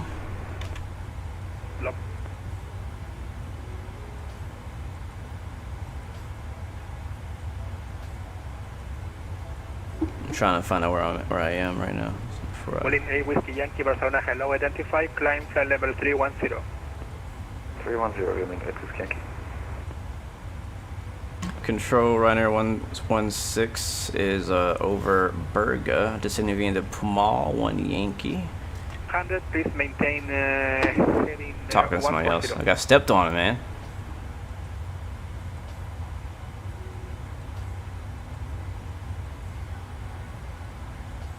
I'm just gonna. 366 kilo, flight level 360. Airport over 366 kilo, Barcelona, hello, identify, continuous flight. That's not the football 366 kilo. Ryanair 116, Barcelona. Yes, Ryanair 16. We're descending via the Pumal 1 Yankee over Kositz. 210. Ryanair 116, please turn left, heading 130, descend flight level 100. Expect ILS Zulu, runway 24 right. Alright, left 130 down to 10,000. Expect ILS 24 right, Zulu. Ryanair 16. Barcelona Ryanair, you're going 2516, requesting flight, climb at level 380. Alright, 130, so left turn. 0 winds 2516. And 10,000 For feet. the moment 340, there is a traffic passing near you. Bottom level, and vertical speed mode. 340, you're going 2516. Barcelona, buenas tardes. And we'll slow down. November 4X, flight level 430 inbound Pushback. Alright, so we told us to go left 130 on the heading, down to 10,000 feet. And yeah, so we make one more adjustment. We need to change our landing runway from runway 02 to runway 24 right, Zulu. I'm just going to make the change here on my charts. He's going to vector us for that. So I'm actually not going to, I might, let's go ahead and put an FMC, sure, why not. Right via Foxtrot, Lincoln North. Taxi holding point 24 right via Foxtrot. 24 right, right, that's what he said. 24 right, Zulu, yeah. Barcelona Centro, buenas tardes, con usted, el Welling 6 Tango Whiskey. There it is, ILS 24 right, Zulu. Barcelona, buenas, contacto radar. I don't know about the rest of that stuff. Ascendemos nivel 130, Welling 6 Execute that. Tango Whiskey. And then the ILS for that is going to be... Good evening, Barcelona Center, 55, requesting HyperX clearance. Stand by, please. 0 winds 2516, proceed. 109.5. You're going 2516, requesting our cockpit for 10 minutes. Yes, sir, proceed. Please report when back. Do it 2 times. Sir, proof, you're going 2516. Barcelona Control, this is Ryanair 6 Hotel, November Go. And our CRS is going to be 244. Our course. Ryanair 6 Hotel November, Barcelona, hello. Identify, expect ILS Zulu, runway 24 left, God of 3 Papa arrival. Cordial, we are expecting arrival on 24 left via God of 3 Papa arrival for Ryanair 6 Hotel November. And there's 244. XT856 Barcelona. As you can see on our flight plan, it looks like... Oh, we're going to get to see the... 6 clear to Rome, departure runway 24 right, Morse 3 Alpha departure, squawk 6214. Is he talking to me? Cleared to destination. Oh, I didn't think so. Right for departure, Morris the Alpha Sid, and call 6214. Oh, look at the sunset. Oh! XT856, read back is correct, engine start approved, call ready for taxi. Engines are approved for the taxi station passage. EC25 Bravo Delta, Barcelona. EC25 Bravo Delta. EC25 Bravo Delta, clear destination I'm unclutter my iPad. I got like a ton of charts in front of me that are no longer relevant.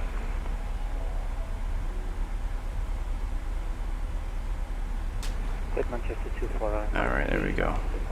Alright, we're passing 15,000 feet.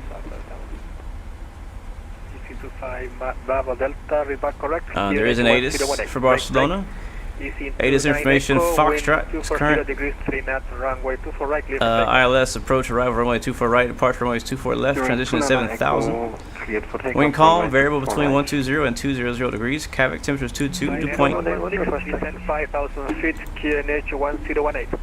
5,000, QNH 1018, Ryanair 16. Easy 1181, request taxi. Alright, down to 5,000 feet. EC 1181, taxi hold point, runway 24 right via Foxtrot, Lincoln North. And QNH is 1018. We'll go ahead and put that in now. Is taxi holding point 24 right via Foxtrot, Lincoln North, EC 1181. And come out of standard. Ryanair 9 Hotel Alpha, descend 5,000 feet, And airport is right over here to our 2 o'clock right now. Ryanair 9 Hotel Alpha, Barcelona. And we're kind of busy, but we sort of are flying over the racetrack. Descent altitude 5,000, QNH 1018, Ryanair 9 Hotel Alpha. Barcelona radar.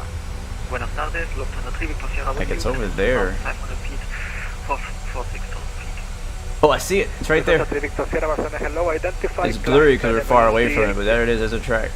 Plan to fly over here, Zero Lufthansa 3, Victor Sierra. Ryanair 269, contacte Madrid 132,975. He's talking so fast. Alright guys, let's focus. Land his plane. Because if we crash it, it will not be good for our career.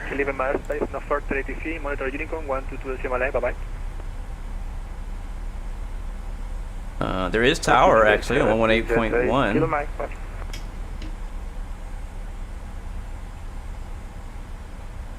You know why I thought there was no ATC? Because I turned off the Vatsim overlay on my Sim Toolkit Pro. Oh yeah, that's what happened. I turned the Vatsim overlay off, so I thought nobody was out here.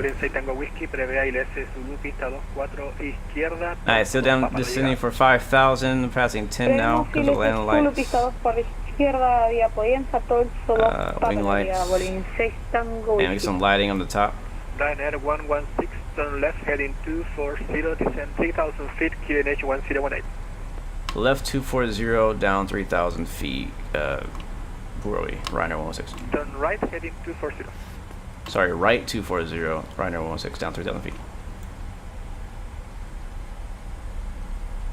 240, 3,000. Ryanair 9 Hotel Alpha, after Charlie Delta Papa VR, descend 2,500 feet, clear for LS Zulu approach, runway 24 left. Alright, let's get our final numbers here. Flaps 30 for today. Put us at 124. Eurowinds 2516, leaving my airspace, no further ATC, monitor Unicorn 122 Simale, bye bye.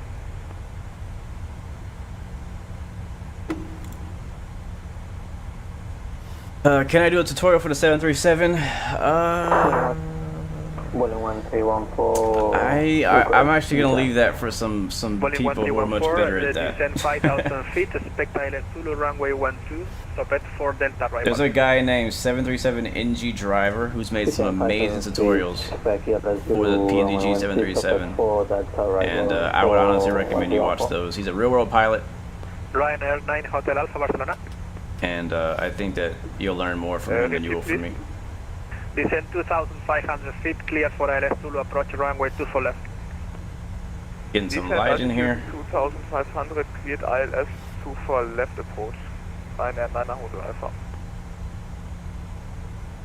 Tomjet 6351 at holding point for runway 24 right, ready for departure. Tomjet 6351, wind 240 degrees, 3 knots, runway 24 right, clear for takeoff. Clear for takeoff, 24 right, Tomjet 6351. Eurowinds 29 Echo, identify climb flight level 360. I'm going to slow down because we're coming up Eurowings 29 Echo. on the ILS here. And he's got the vectors one more time. Ryanair 116, turn right, heading 270, clear for ILS Zulu approach, runway 24 right. Right 270, cleared ILS, runway 24 right, Zulu, Ryanair 116. Eurowinds 2521, leaving my airspace, no further ATC, monitor Unicorn 122 Simale, bye bye. Yeah, that's why I want to slow down. Eurowings 2521, bye. Enter 3 kilo Foxtrot, leaving my airspace, no further ATC, monitor Unicorn 122 Alright, so 3 rakes are out. Auto race is set, you can go in here and you see Way to get down, down, down, 3,000 feet. Here comes 3,000. Our speed needs to come back. Oh my god, look at that view. Bro, can you say perfect timing?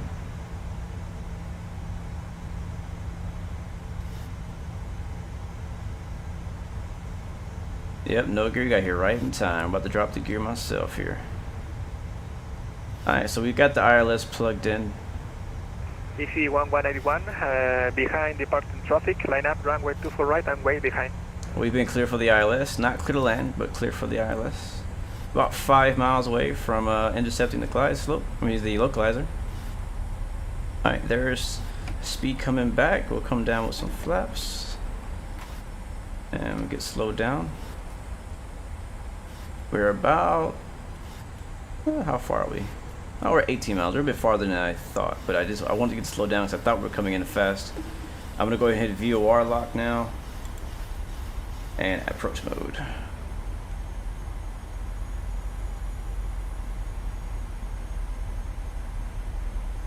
And this is real time. Like, I'm not running, I didn't change the time of the day. This is real time we're running right now, so just perfect freaking timing. So as I said, tower is online. 6351, identify, climb, flight level 380. Flight level 380, Tomjet 6351.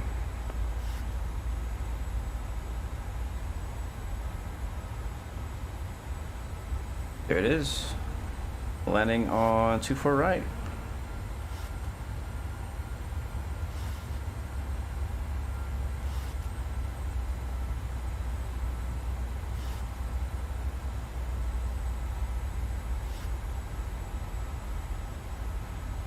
Oh man. I did a sunset takeoff this morning, look just like this. Oh yeah man, it's so nice. So nice. Transavia 1123, descend 2,500 feet, clear LS approach runway 24 left. Descend to 2,500 feet for the ILS approach, 4 left, Transavia 11.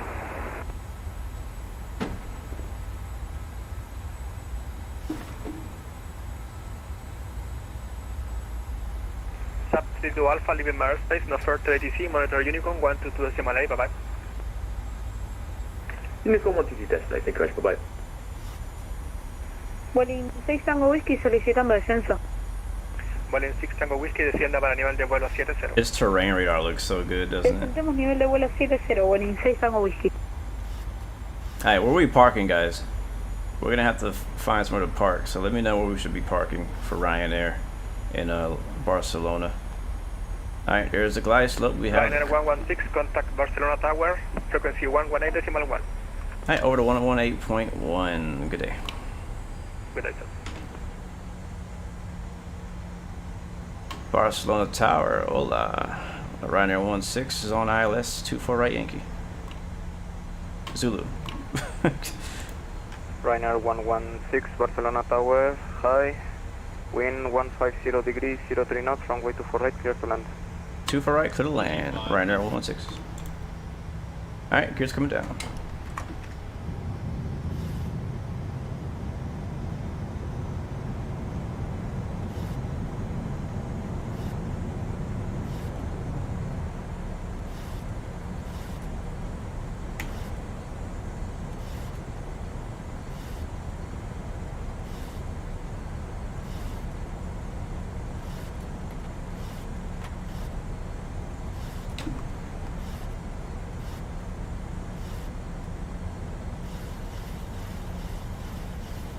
Alright, yes sir, place your bets ladies and gentlemen. Let me get the replay started.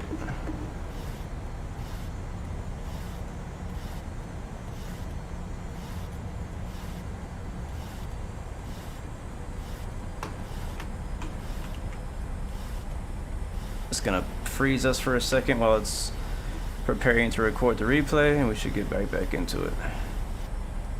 Alright, there we go, we're ready. We are fully configured. Lights are on.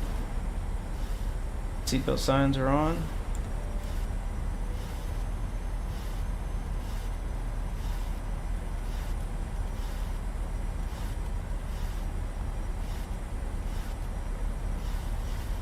Oh, this is gorgeous. Right at sunset.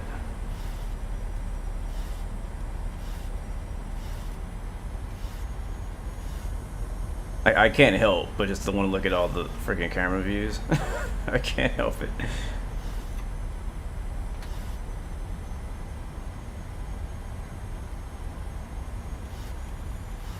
Let's put it down, ladies and gentlemen. Put her down. Let's do Ryanair proud. It's only our second flight with Ryanair UK as a pilot for them, for our pilot career. 1,000. Let's show them that they shouldn't regret hiring me, and that I have a future in aviation. Starly, that's so mean.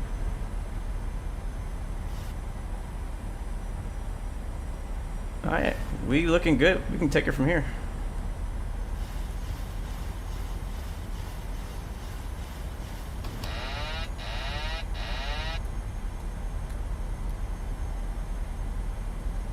Alright, my aircraft. 500. Alright, remember to watch the float. 400.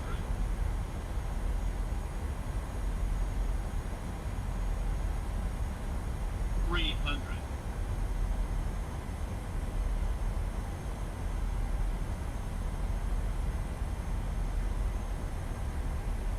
200.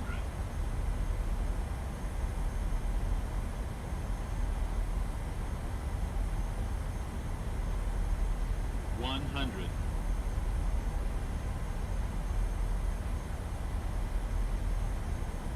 50. 30. 20. 10.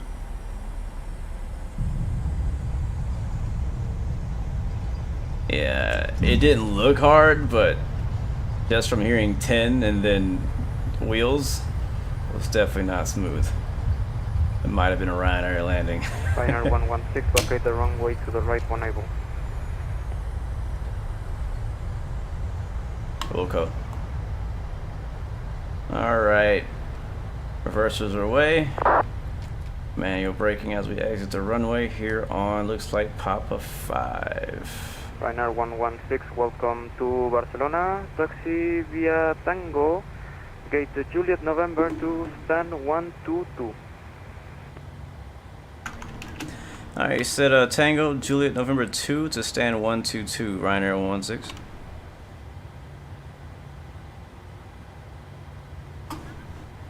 Alright, so we are at Tango, what's it, Juliet?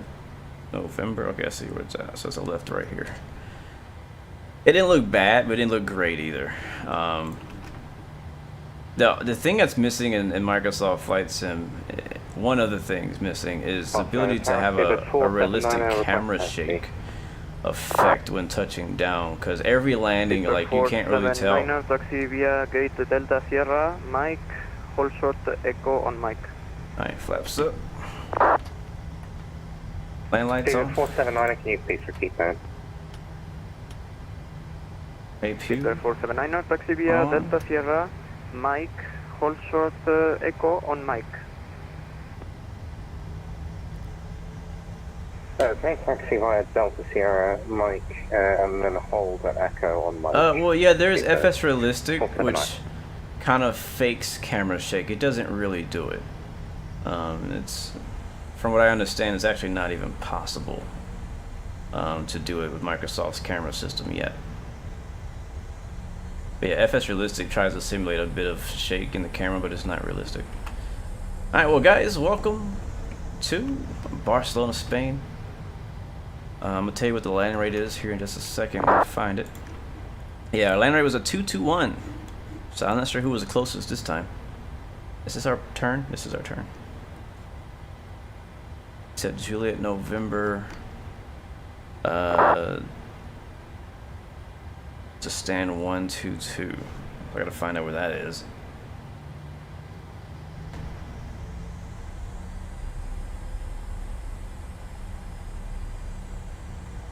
Alright, it's gonna be on the left up here. So we're gonna go through this taxiway on Juliet November, make a left, and it's gonna be the last spot on the right.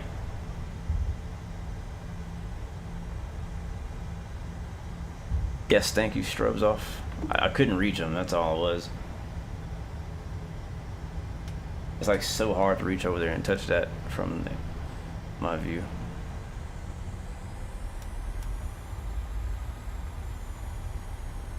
Yeah, this is Latin VFR's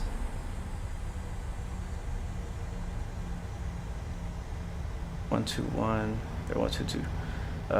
Barcelona. And these taxi lines are like train tracks.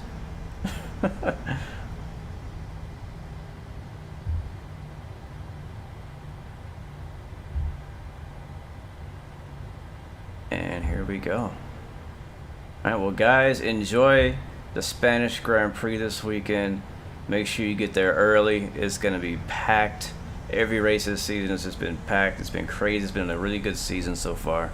So if you're going to be at the race, have a good time. 116, thanks Blue for flying into Barcelona. Have a great day. Bye-bye. Same to you, my friend. Ciao. Good night. Alright, we made it to the gate safely. Huge shout out and thanks to the controllers out here in Barcelona for staying on for us. Definitely, I thought everybody was gone because I looked at the wrong map. But so good to have ATC at our destination. Again, our landing rate was a 221. I'm just gonna log my flight with Sim Toolkit Pro. Looks like all of UK is on now, by the way, just FYI. And I'm gonna go back and watch the replay and see how that looked from the outside. Did we bounce? Yesterday it looked so good until we watched the outside replay because we freaking bounced. Couldn't believe that. So I'm gonna close that out. When I disconnect from Vatsim, I'm gonna get our camera situated, and we are using flight control replay for our landing replay. Microsoft does now have a replay system built into the developer mode. It's kind of buggy though, but there are no perfect. There's really no perfect replay systems. They're all kind of have their issues, but I just prefer this one. So I've been sticking with this one. But flight control replay, type in !FCR in the chat if you want to check it out. It is a payware replay system that you can get from the sim market. It works on P3D as well if you're into that. So I'm gonna play that back. I have like hundreds of replays that I've saved on this thing, and I wonder like how well it will work for me to go back and like replay some of them and just to see if they work. Honestly, this add-on does a lot of things that I have not really shown you guys. You could even do like an instant replay function where right after you do something you can hit a button and it replays it back and you can like try it again. Yeah, like it's like that advanced. So did I do everything? Oh no, before we load that, we almost forgot. We want to file that in our sim. Oh shoot, we want to file that in our Simbit world. I knew I was forgetting something. Let me bring you guys over there real quick. Again, this was a career mode flight for us, for our Ryanair career. Who'd have thought my first airline would be Ryanair, right? So let's slide that over here for just 4 seconds. Again, this is flight control replay. We'll move off the screen. This is Simbit world. That was our flight we just completed. All I need to do to finish that is hit submit flight. And you have now reached the post-flight stage. Wait, your flight cannot be submitted. What do you mean? You have not reached the post-flight stage. Oh, do I have to shut the engines off? Oh, probably. I might have to shut the engines off. I don't know if I can do that right now. Let me see. Let me close this for a second. Alright, I'm gonna shut the engines off. Parking brake. Oh, might be because the parking brake is not on. Let's see now if it works. No, okay, I probably have to shut the engines off. That's fine. So engines off.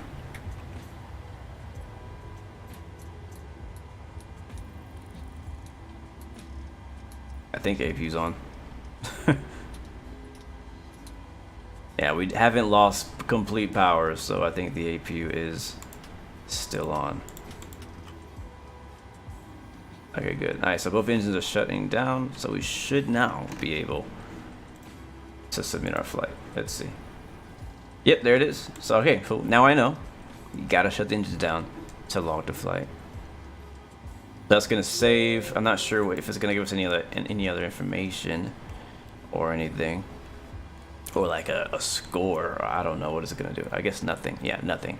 So that's it. So we've done that. If I go to my schedule now, we'll see that our next flight on our schedule is to fly back to Manchester. We're not doing that today, but that's the rest of it. And once I finish all these flights, I believe they'll give me another schedule, and you can also skip flights too on the bottom left if you wanna, if you're not interested in going a certain route. But that's it for Simbit World.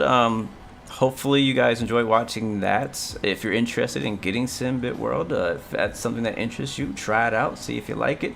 It's on Sim Market, link is down in the description, or you can type in !S. Actually no, I don't think it works. Yeah, just go down in the description, it's down there. Alright, let's go to our flight and we'll do our replay now. Where is it at?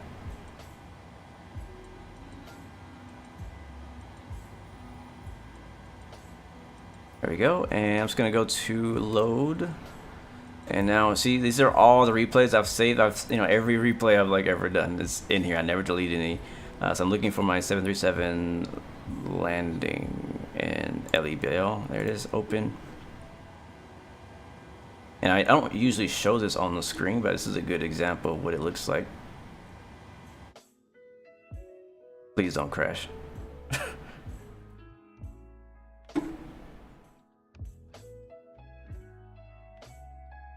Please don't crash. It might crash, I don't know. This is my second attempt at loading the same replay, so I could have overstepped my boundaries. Let's see if I go to play. There it is. Okay, it just, yeah, alright, cool. It wasn't frozen. It was a false alarm. Okay, so we're back in our replay. Beautiful.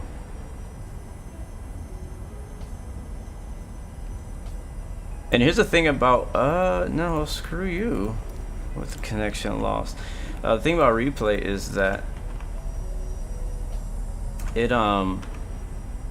doesn't change the time of day. So we'd have to like pause it and put it back to exactly where it was, which was a tiny bit of sun.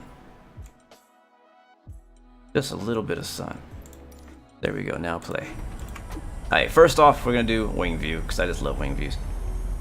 Right wing view first up. Landing into Barcelona. Look at all the shipyard and cranes and stuff.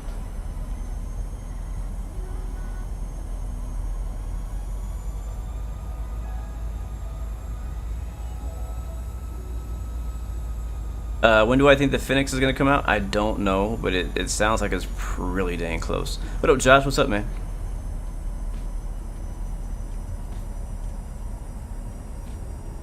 That's a good idea, Deuce. I can load the aircraft state from the FMC to get the engines and stuff back quickly to the replay. I'm gonna start trying that too to make sure it's really good. I should add a window view. What are we looking at right now? A window view. Without all the window in the way. Hey, you can't see the wheels because they're blocked by all this. This is what you usually see. I just don't like that thing at the top that's cutting off. I can't get rid of it. Oh, I kind of got it. There it is.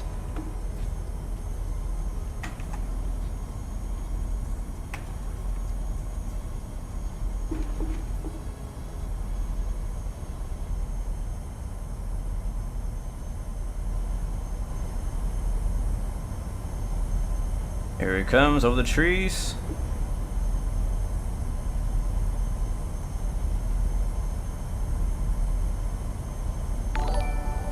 Thank you, Nugget, for that sub, man. Thank you so much for that support, bro. That's amazing.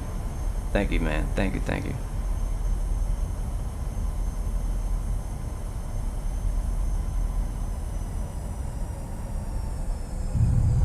I just noticed that it doesn't show my flaps down.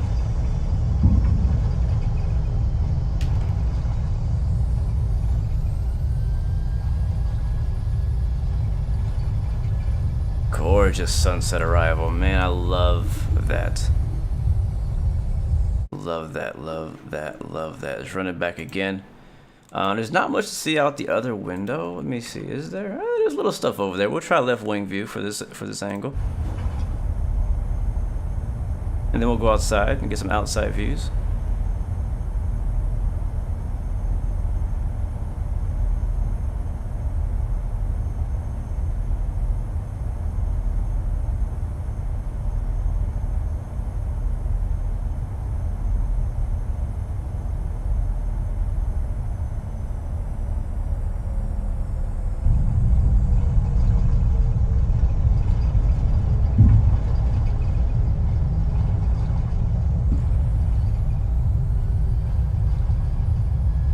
One thing I noticed just now is the wing flex doesn't really react to the touchdown. It just starts like kind of doing this vibrating thing while you're rolling on the taxiway or on the ground, but it doesn't really react to the force that the plane has touching the initial touch of the ground. I noticed that, so I don't know if that's a... I don't know. I don't know what's up with that. Alright, let's go outside for this one.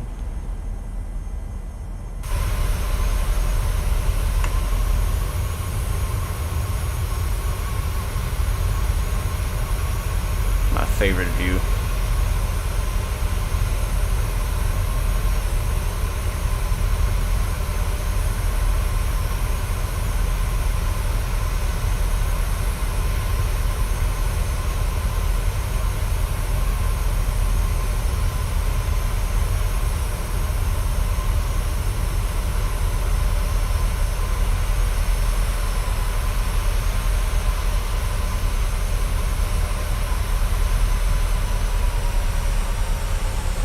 Oh yeah, that looked pretty.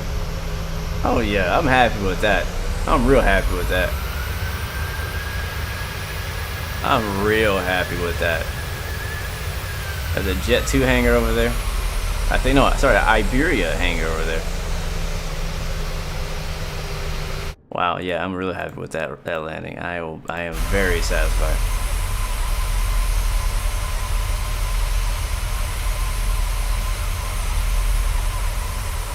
Yeah, I noticed my landing lights weren't on either, which they were on. But because I turned them off before starting the replay, they're off now. And I was on, we're a bit off of the center line.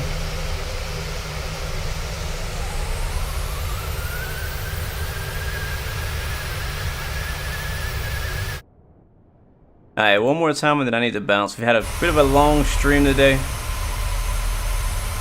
2 hour and some flight.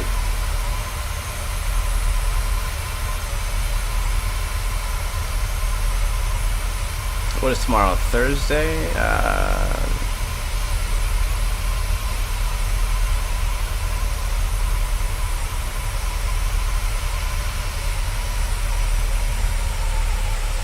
Skirt, skirt.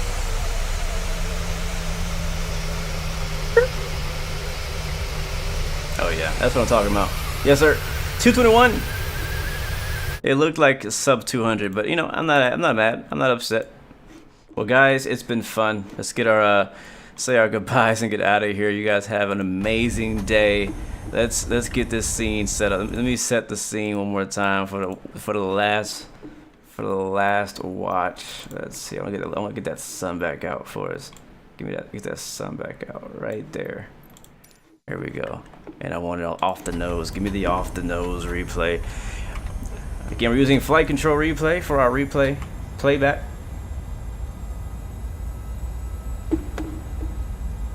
And thank you, Nugget, so much for all the support and hanging out with us today. Amjad, thank you very much. Chad Constantine, thank you so much for chilling with us today. It was definitely a nice flight. I really enjoyed it, all 2 hours of it. Carl Childrens, thank you so much for chilling with us so much today. The homie, welcome and good to see you. Hey Fred, welcome and thank you so much. Commander Shadow, thank you very much as well.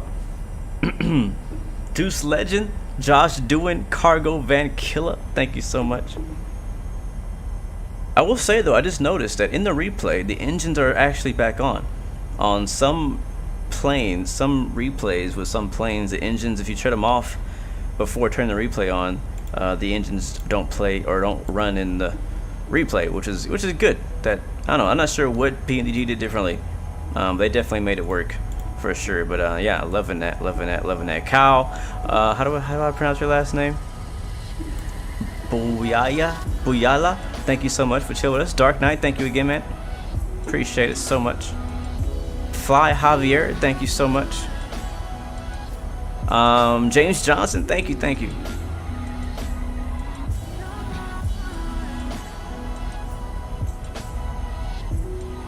I have a certain CO your group, the crew works for? I'm not sure what you're saying, James. If you guys have any more questions for me, hit me up on Discord or hit me up on Instagram.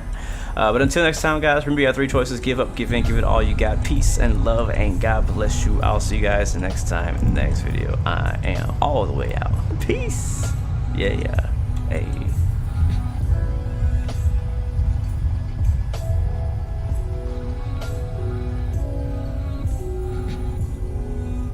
I know I said that was it, but one more time. One more time for the culture. Hey.